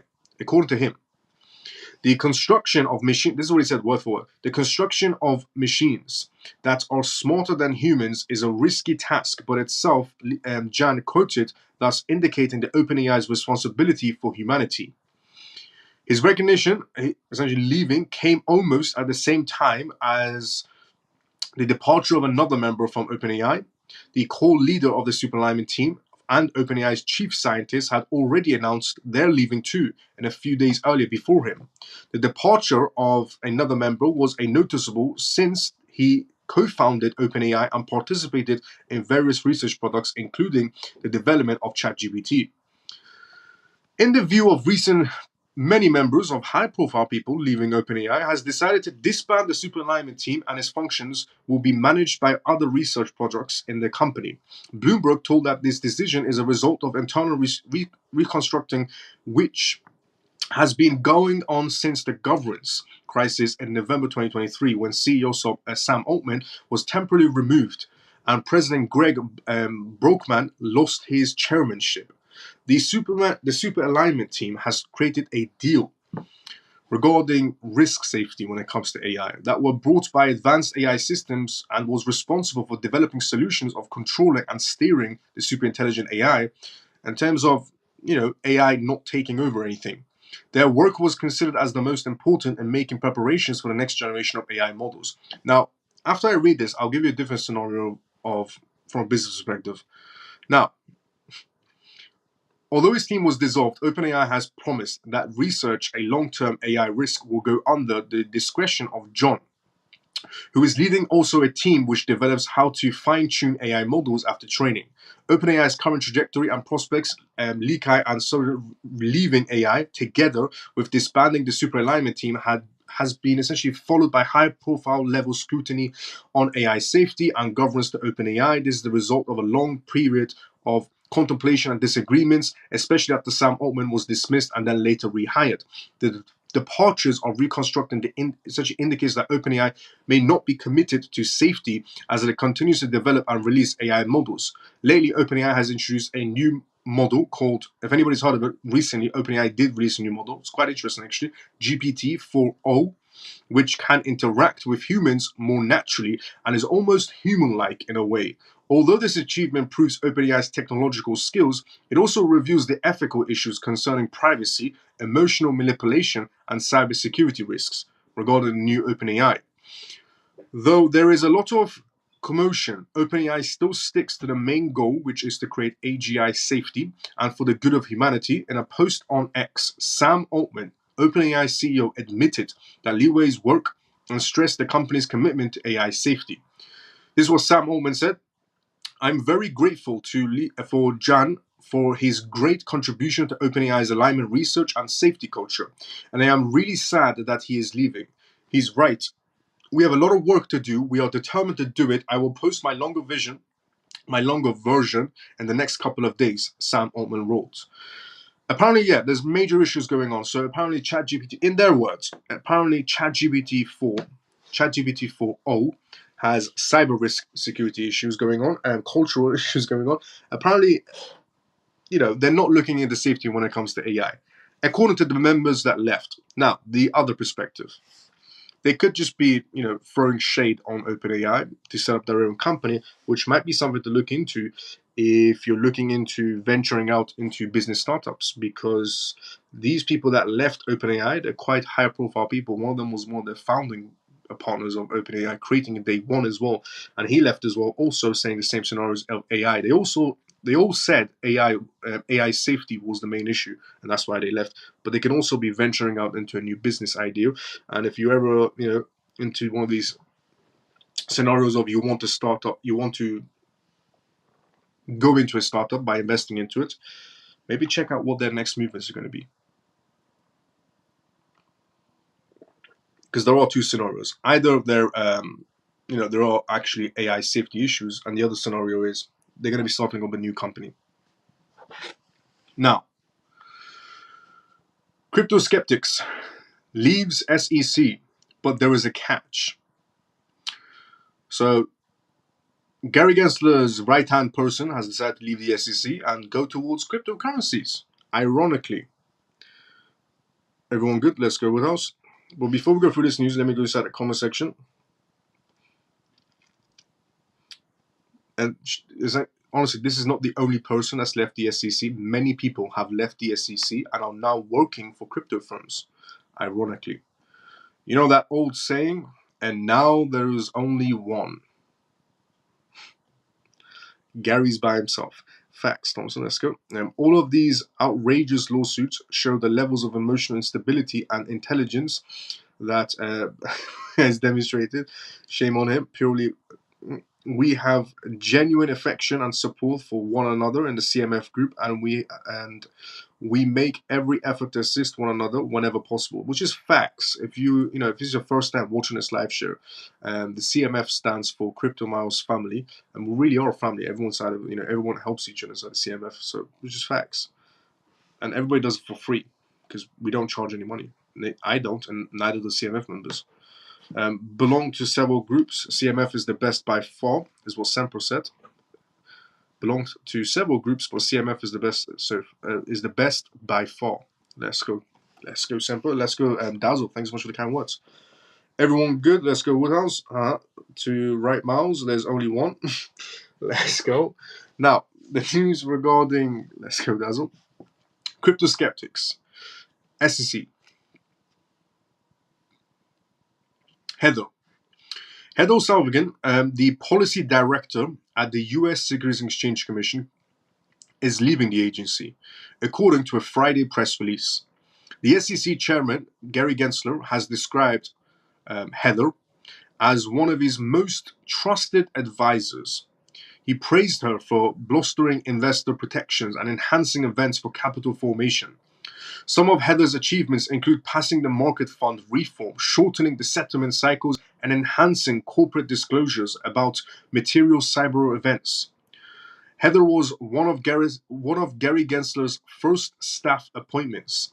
After the latter took the reins of the SEC, she joined the agency back in April 2021 in order to spearhead a team of policy experts. Prior to joining the SEC, Heather served as a director of capital markets policy at the American Federation of Labor and Congress of essentially industrial organizations for more than 2 years. Following her departure, Heather will be replaced by Corey Kummer, who was hired by the SEC back in July 2021 as the agency's corporation finance counsel. Yeah, she's not the only one that's left the SEC, and she's not the only one that was Gary Gensler's right-hand person. She's also shifting over to cryptocurrencies. And she was the person spearheading policies and spearheading against the regulation side, and now she's spearheading towards cryptocurrencies by the looks of it. Many people, honestly, that old saying of "and now there's only one," which is Gary Gensler. There's a few others I need to go as well, but next news. I was about to say something, but I can't say on live. Next news. Stephen Collins, 0.72, also an owner of Bitcoin via spot ETFs.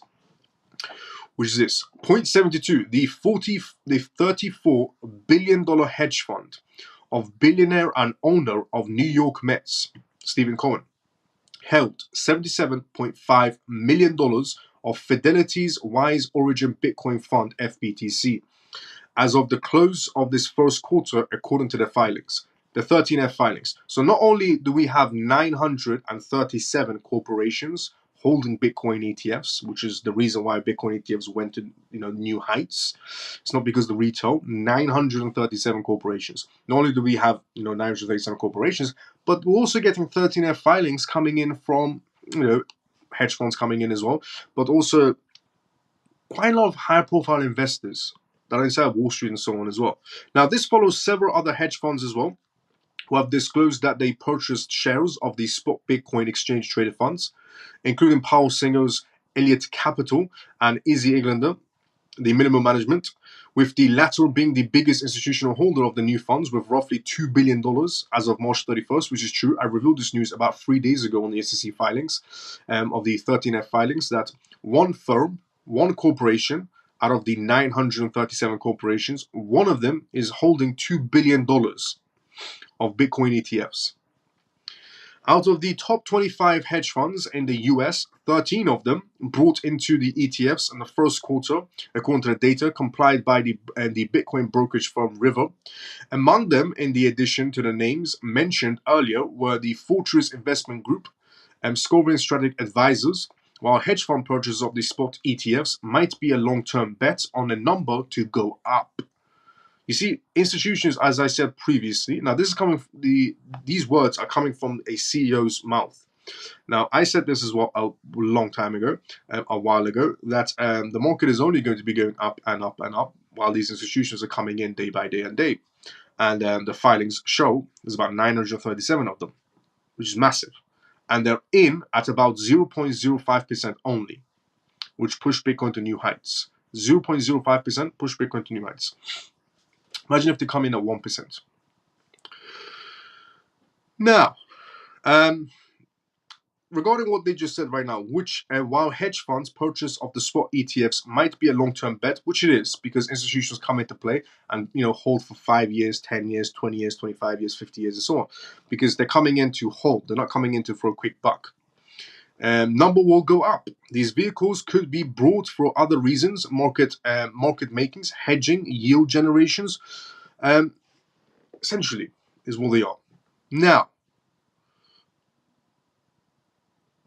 next news to go through is quite an interesting one.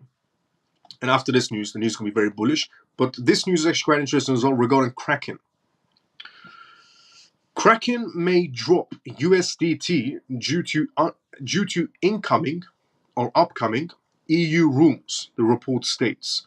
So apparently, Kraken, the crypto exchange, quite a large crypto platform, is on the verge of dropping USDT, the stablecoin, which is quite big. Because Kraken delisting crypto projects, okay. USDT delisting, that's an interesting one, because if Kraken goes through with it, if the EU regulations come in and Kraken goes through with it, then we could possibly be seeing ripple effects.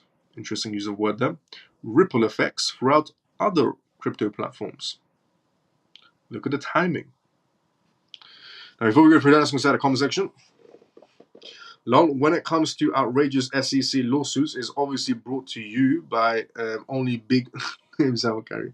Not to acknowledge the name of that funny happy boy. Yeah, maybe he and the upside down pineapple can reunite at the point they know is miss and miss. They could do, yes. Now, Kraken may drop USDT due to an upcoming EU rules report, with new regulations in Europe set to enforce strict limits on transactions and reserve requirements. Kraken is assessing its stablecoin listings now. Crypto exchange Kraken is considering removing support for stablecoin Tether in the European Union as the markets in the crypto asset regulation MiCA is set to take effect. According to a Bloomberg report on May 17th, Kraken is actively reviewing plans to comply with the upcoming MICA framework in Europe. The regulation will be applied in 2 phases. Rules applicable to stablecoins, assets reference or AUTs, and e-money tokens or EMTs, in other words, will come into force on June 30th, 2024, while rules applicable to crypto service providers will take effect on December 30th, 2024. These are the deadlines regarding the regulation stage in the EU. We're absolutely planning for all essentially scenarios, including situations. This is what Kraken said word for word. We're absolutely planning for all types of scenarios, including situations where it's just not tenderable to the list specific tokens such as USDT as well, said Marcus Hughes, Kraken's global head of regulatory strategy. It's something that we're actively reviewing, and as the position becomes clearer, we can take the firm's decision on that. Responding to Kraken's remarks, Tether reportedly said it expects exchanges to rightfully focus on the euro liquidities for European customers while maintaining USDT as an off-ramp solution. The MICA regulation does not use the term stablecoin, but AUTs and EMTs are both types of stablecoins that the European Banking Authority (EBA) may consider significant, based on the established set of criteria for larger stablecoins, such as USDT transactions are limited to 200 million euros per day. Tether's CEO recently criticized the European regulations, saying the company does not intend to be regulated under MICA.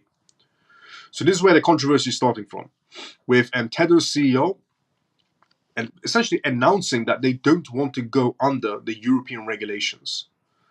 Now, do you know what the European regulations actually state? They state that Tether has to be transparent. Tether has to show they have assets backing whatever tokens they're printing. And Tether said, we don't want to go under your regulations. What does that say about Tether? In a very simple term. Now, specifying that the Tether CEO mentioned a requirement that 60% of stablecoin reserves to be in cash deposits across several banks as well. I mean, it's only for transparency to show that you can back what you're saying you have. Very few banks accept this type of business in Europe. It's already very difficult to. This is what Tether announced as well. It said it's very few banks accept this type of business in Europe. It's already very difficult to get this to just get one. Tether CEO noted in an interview. At the time of writing, USDT has a market capitalization of $111.2 billion with a global trading volume of $61.24 billion. Fellow crypto exchange OKX made a similar move in March, discontinuing support for USDT trading pairs in the European Economic Area to comply with the coming rules. So, OKX was the first one. They removed USDT in the EU markets because the EU is asking for transparency. You have money, you have assets to back USDT. Okay, show it and keep some with our banks so we can monitor you and you're not just backing it with oxygen. And Tether said, we don't want to go under your regulations. Now, it's going to get to a point where Tether has no choice but to go under their regulations or disappear, because it's going to get very strict. And don't think this might just be EU related. The EU is quite massive, a lot of countries in the EU. But it also could become an issue of the United States. As you know, the United States hates Tether because Tether is USDT, US dollar, number one stablecoin, not controlled by the United States. Imagine how bad that looks. Also, transparency side. So yeah, OKX removed them already for the EU market. Something I said a while ago as well regarding some exchanges will remove some projects for some other certain stats. But also something I said a very long time ago. I said that Coinbase will become the number one exchange because it's American, and Ripple will become the number one backbone because it's American, and everybody else will be taken off the pages. But interesting, very interesting regarding Ripple coming out with stablecoin, Tether getting scrutinized and being removed from exchanges.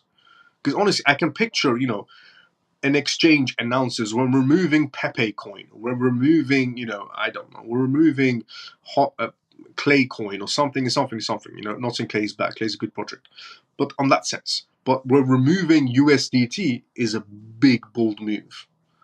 And OKX was the first one. Kraken is going to be the second one. then it's going to be essentially Coinbase. I mean, not Coinbase. Well, I mean, then it's going to be Binance, and then it's going to be Crypto.com, and then it's just going to be a ripple effect of back-to-back exchanges in the West delisting USDT, which will push, first of all, USDC up, which is Circle, which is American, which is also Coinbase, which is American, which is also BlackRock, which is American. And people thought the US is going to lose power in a digital world. It's cute when people actually think that the US is going to lose power in a digital world. Very cute. Some people really don't know how the game is played.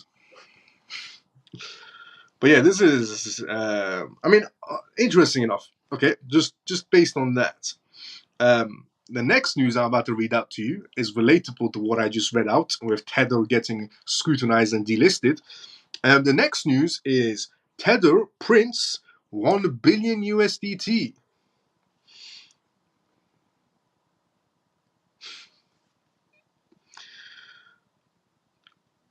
But it does give, fuel for Bitcoin rise as well. When Tether prints money, it's a good sign on the bullish side of the market as well. But before we go through that news, let's go inside the comment section. If you have any comments, put it down inside the comment section. Why did nobody question Tether before now?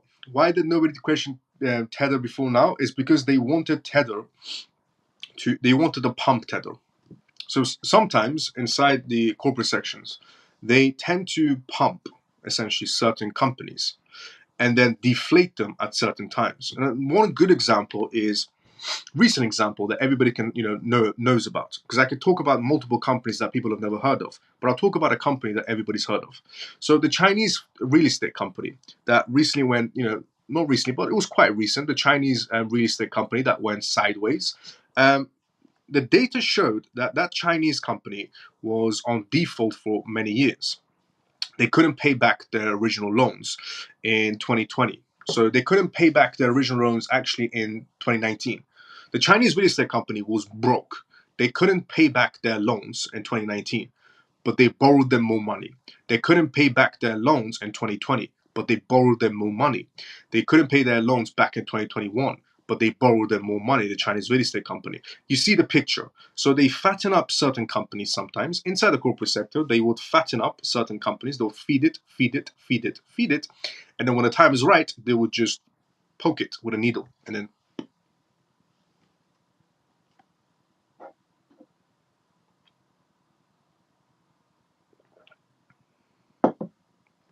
they do that sometimes inside the corporate sector, quite a lot actually. If you look at the patterns of companies that are quite large and tend to suddenly go sideways, if you look at their loan defaults, if you look at how much they borrowed, how much they couldn't back, and when they started not being able to pay it back but somehow still got more loans, it explains why they suddenly got to a stage where somebody just poked them with a needle. And then they do that sometimes in the corporate sector, and Tether could be one of the scenarios, and they do it on purpose. USDC Center. It is nothing but pure facts. Let's go, Thompson. Did they just... So that's why they did it regarding the real estate company in China, but also it could be a scenario for Tether, because they feed it on purpose. They feed it and feed it. Because it was a perfect question regarding, Happy Pisces saying, why did nobody question Tether before now? They have quite a lot, but they still feed it. They still let Tether get bigger and bigger and bigger. And whenever they want, they can use it as an event. USDC Center, yep, it is nothing but pure facts. Yep, let's go, Thomas. Did you just did you just day that USDC is not owned by the US? Did you just day that the USDC is not... No, USDC Did you just day... No, USDC is by Circle, Coinbase, US. Or is it because of Ripple, as you said, launching a stablecoin and pumping Tether out, finding a good reason? Yeah. Also that they can be sidestepping Tether as well. Because there's two ways. There's two ways this could go down. They can either... Because Tether's not complying. It's one thing, Tether saying, oh, we have proof. Here's our proof. We want to be inside the... Why would Tether say no to the EU? The EU is a massive market space. And the EU is asking for full transparency. The EU is saying to Tether, you want to operate? No problem. Transparency. And Tether's CEO goes, no, we don't want to operate in the EU. That should tell you many words.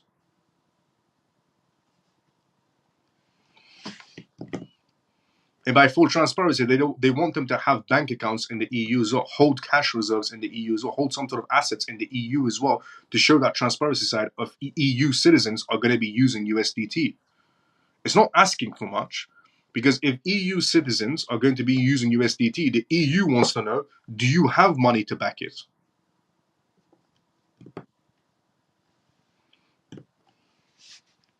Or if EU corporations want to use USDT, do you have money to back it?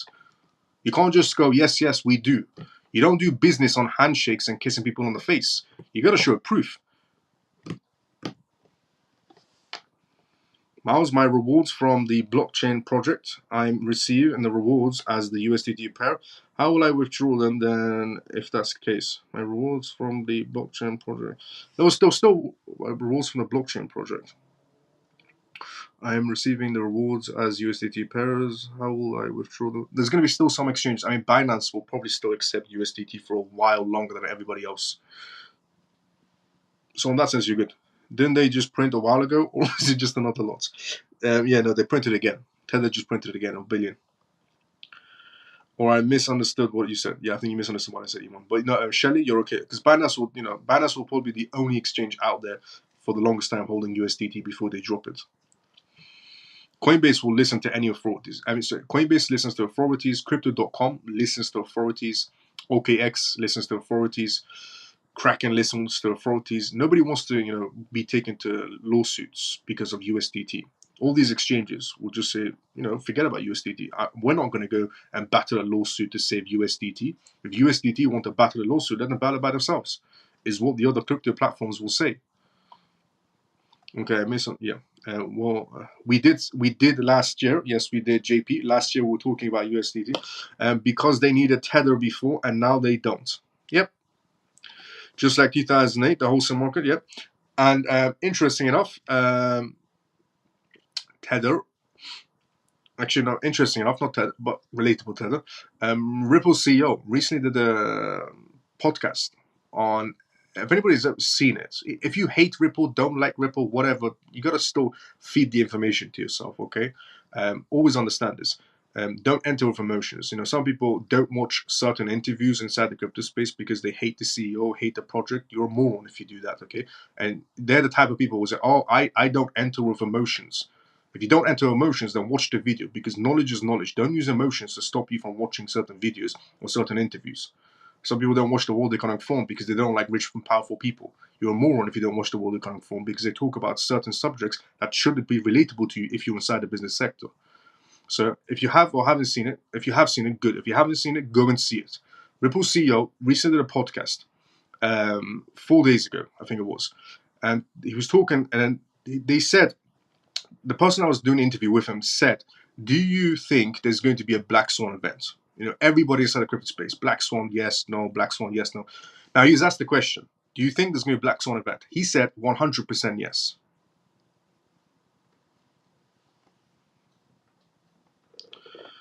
And then after that, they started talking about Tether.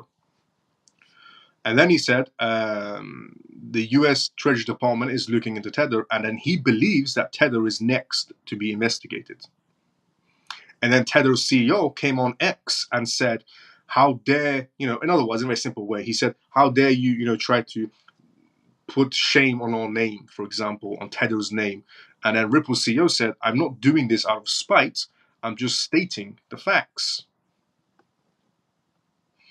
And then you have Tether rejecting Europe because they don't want to show full transparency.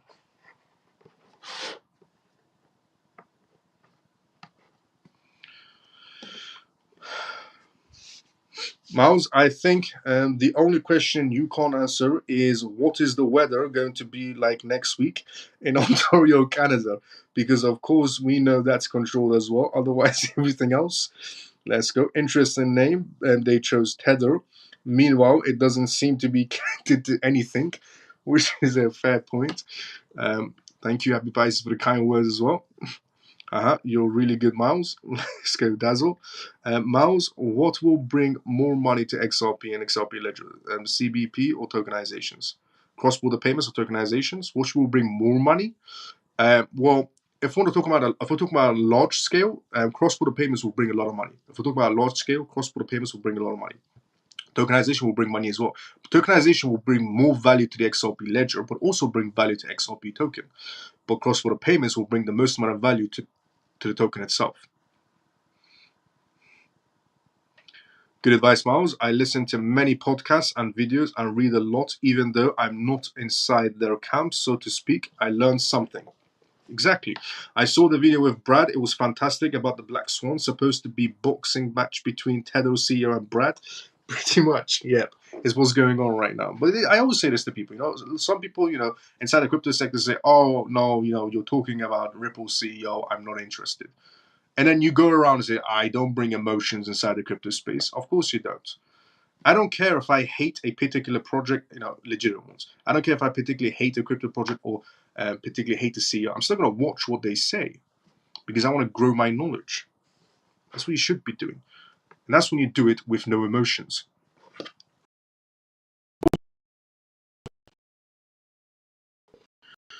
Rule, don't bring emotions. So if you hate the guy or don't hate the guy, watch what they say. I've seen it many times where people saying, "Oh, I don't like the world economic forum because they're rich and they're rich people flaunting their wealth in the World Economic Forum." That's one moronic thing to say. You still got to watch the World Economic Forum if you want to be inside the market space. That's when you involve emotions into it, and you shouldn't. Now, Tether. Tether $1 billion USDT minting fuels Bitcoin surge.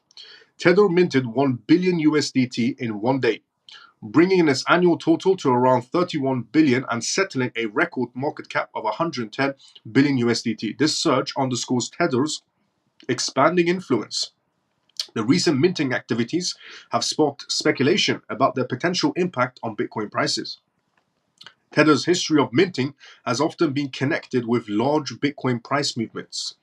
Bitcoin trades at $66,727 and an increase of 2.65% in 24 hours.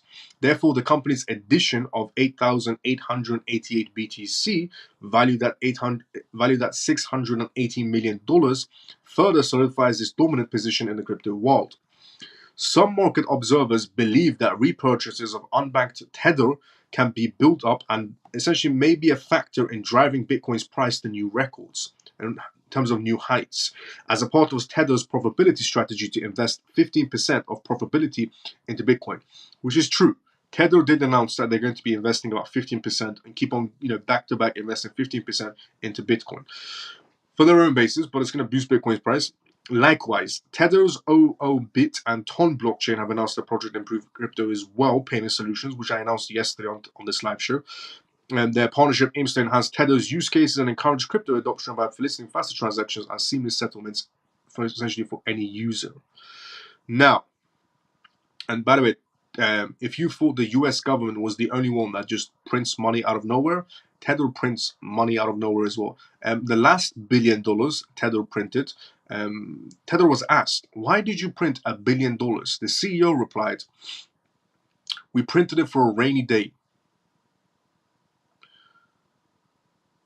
I don't know what rainy day that possibly could be. And they said, we're just going to print it and leave it on the sidelines. Oh boy. Unstoppable Bitcoin.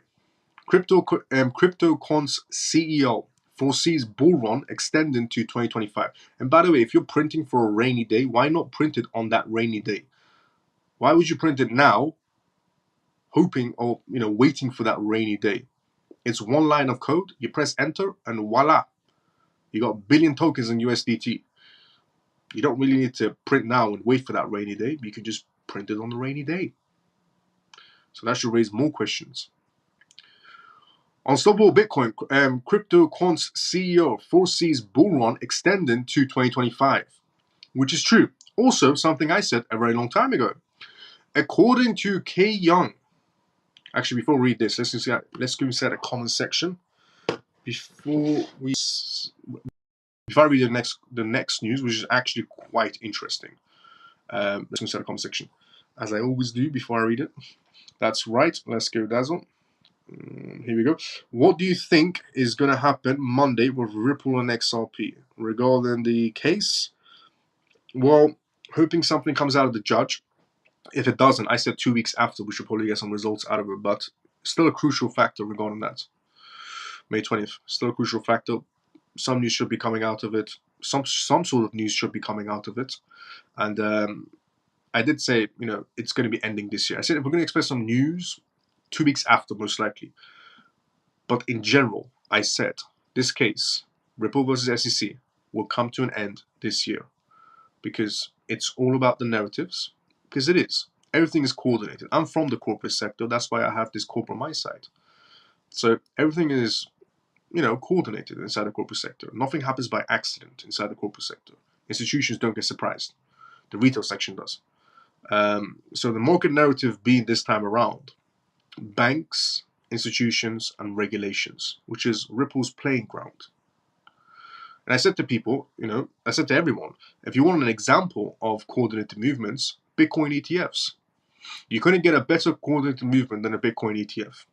Because Bitcoin's ETFs, and I said it makes no sense for Bitcoin ETFs that would have been approved last year. It made no sense to approve Bitcoin ETFs last year, or the year before that, or the year before that.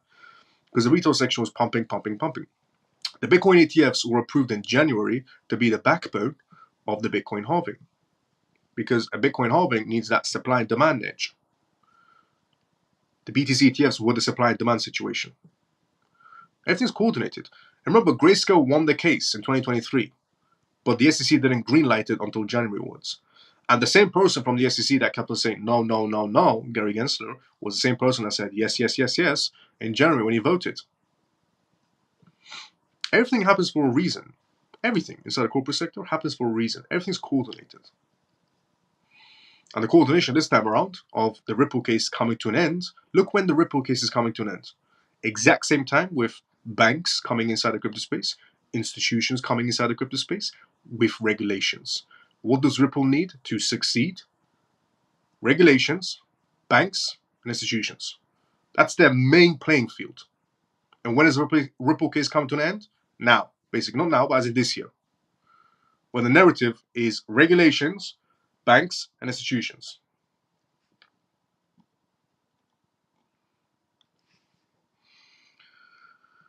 Miles, in the building, good to see you. Spreading the knowledge, bro. Really appreciate it. Let's go, Parker. How you doing? What about oil transactions through XRP? That is a huge proof of money as well, right? Yes, it is. Yep. When can one expect XRP to shift price to Altona? After case. This case needs to go away. This year will go away, but it needs to go away. All stablecoin regulations done. We're there, nearly there regarding stablecoin regulations. It's time to say goodnight, Moles and CMF. You won't see it tomorrow, but at the same time as usual. It will come to an end when they are ready, they are satisfied with their agenda, like CBDC rollouts. Pretty much. It should come to an end this year. It should come to an end this year. There's no reason for them to extend it beyond. Now, Unstoppable is the CryptoQuant. So CryptoQuant CEO, when will the case go away? May 20th? Hopefully, but this year it should go away. Unstoppable Bitcoin. CryptoQuant's CEO foresees bull run extended to 2025. Again, something I said a while ago as well. According to K-Young Ju, CEO of CryptoQuant, the Bitcoin current market dynamics suggest a bullish phase. Let's just end on some good news going forward now. Actually, no, we still have quite a bit of news to go through as well. Actually, we still have a bit to go. So,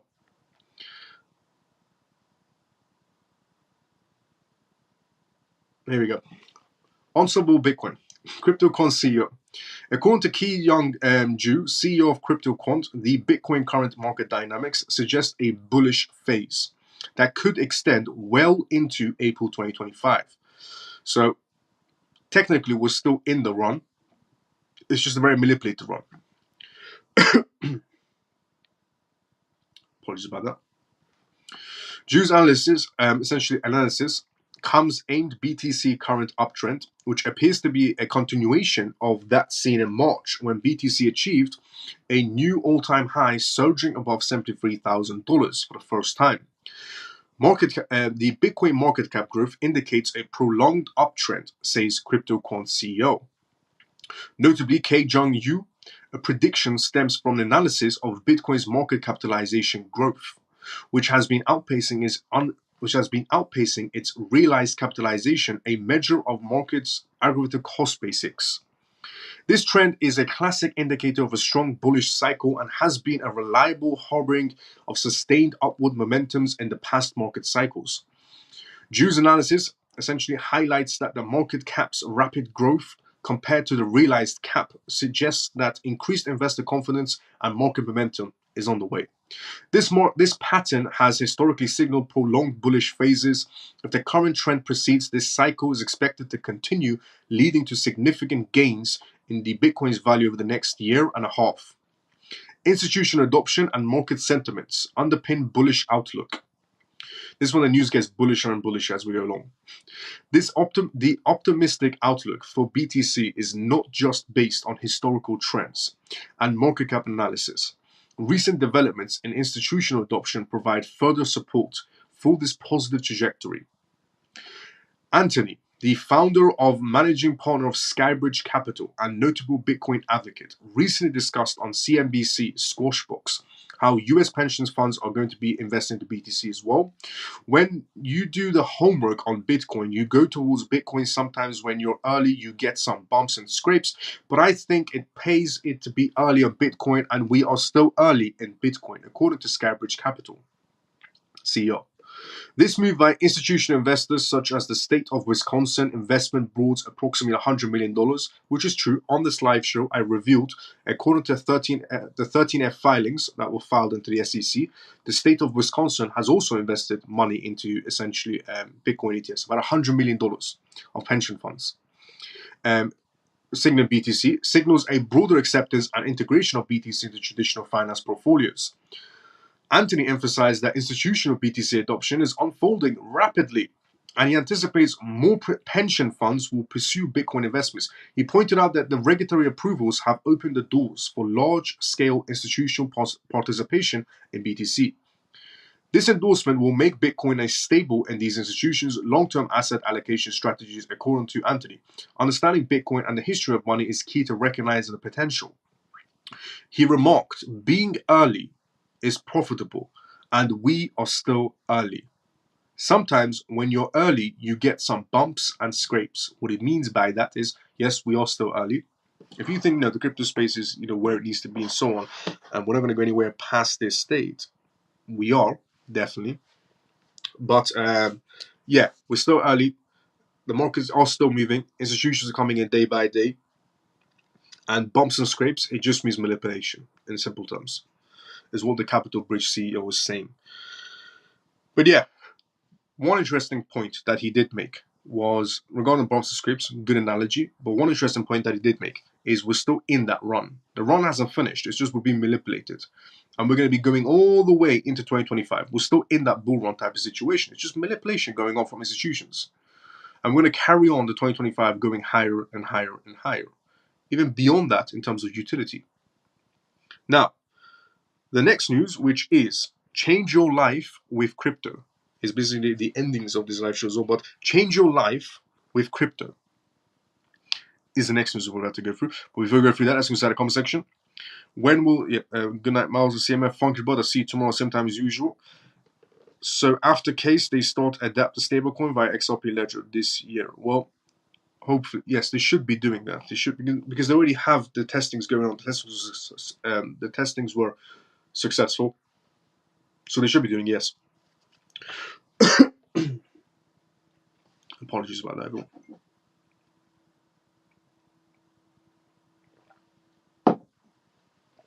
Now, change your life with crypto.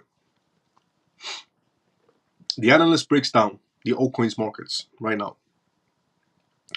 So let's end on a good note.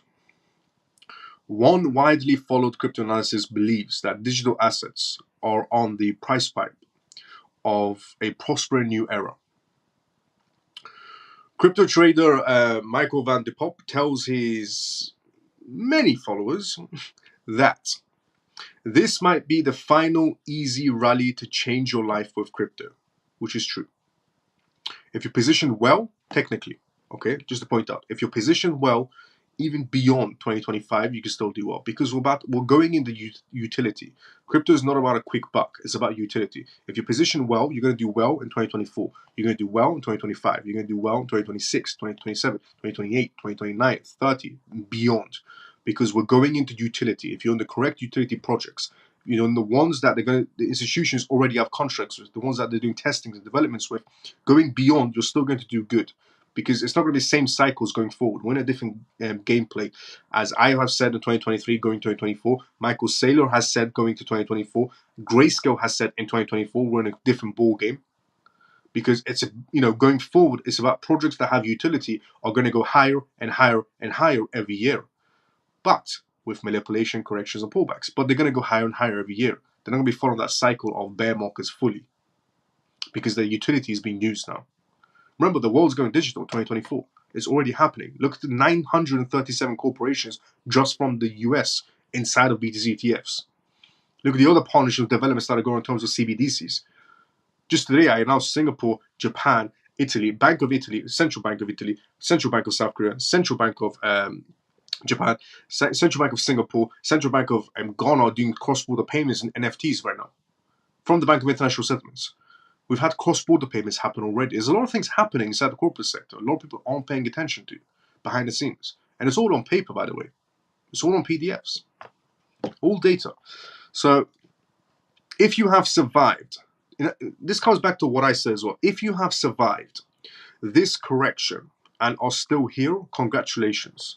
I said part 2 of this run is for people who have kahunas. If you have kahunas, you're going to be in for part 2. So regarding what he has just said, if you have survived this correction and are still here, congratulations. The coming period is going to be great. And Michael Saylor said, if you're in 2024, you're inside the crypto space, going forward, you're going to go down the history books. Michael Saylor, MicroStrategy, billionaire. Intelligent man also. And also doing a lot of movements inside the blockchain space as well. With now, on this aspect, with Bitcoin BTC up 10% the last week, Van de Poppe says essentially that the 61,000 price zone has become the support for BTC's next rally. The crucial level has flipped for Bitcoin at 6,500 and 61,000 up. It's likely that the momentum will continue from here and the trend has switched. The trend has switched, keyword. As a response, altcoins are running up because of the confidence that's came back in. BTC is worth 67,276 at the time of writing. At the time of writing of this article. As the altcoin markets follow Bitcoin's lead, the analyst points out to one notable exception. The leading altcoin by market cap, Ethereum. Altcoins are waking up already. The only one lacking behind is Ethereum, because Ethereum is about to be scrutinized by the SEC. On the edge of reversal here, as the dominance chart is facing a higher time frame resistance, plus multiple big events are coming up for Ethereum with the exchange traded funds and the lawsuits. That's why Ethereum is lagging behind. But ending on that good, happy note, which is the altcoins are waking up slowly. The manipulation is still there, but getting less. And that if you have survived this correction and are still here, congratulations. And this is the final times you're going to be seeing these prices for the legitimate projects, the ones that have actual utility. Because we are shifting into heavy utility. Genuinely speaking, we are shifting into heavy utility. So yeah, as I said, part 2. I said this a while ago, part 2. It's going to be interesting, which is the utility one. And if you have kahunas, you're going to be able to see part 2. So ending on that happy note. Now, before we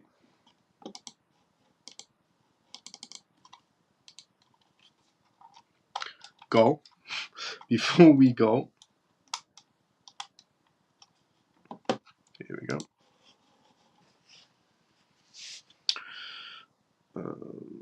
When will yep, good night, Miles. Yes, let's go. So after case they start adapt the stablecoin via XRP Ledger this year.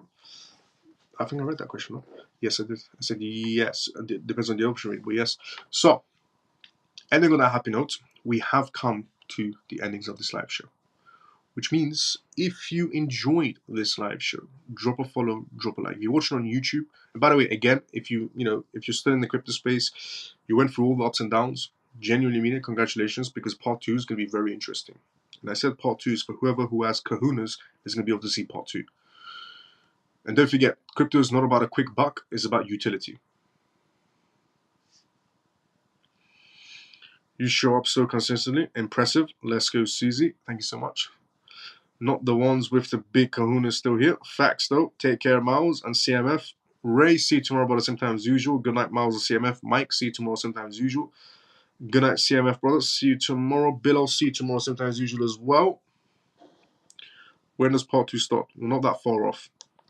Good night, Miles and all CMF. Thank you, Miles, for the news as always. JP, see you tomorrow, brother, same time as usual as well.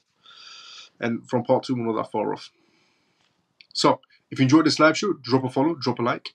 If you're watching this on YouTube, subscribe and tune into this live show every single night. It's called the CMF Live Show. We talk about crypto. I talk about cryptocurrencies, CBDCs, regulations, AI, politics, because it all plays in together. And I give you a perspective, not a financial perspective, but my perspective.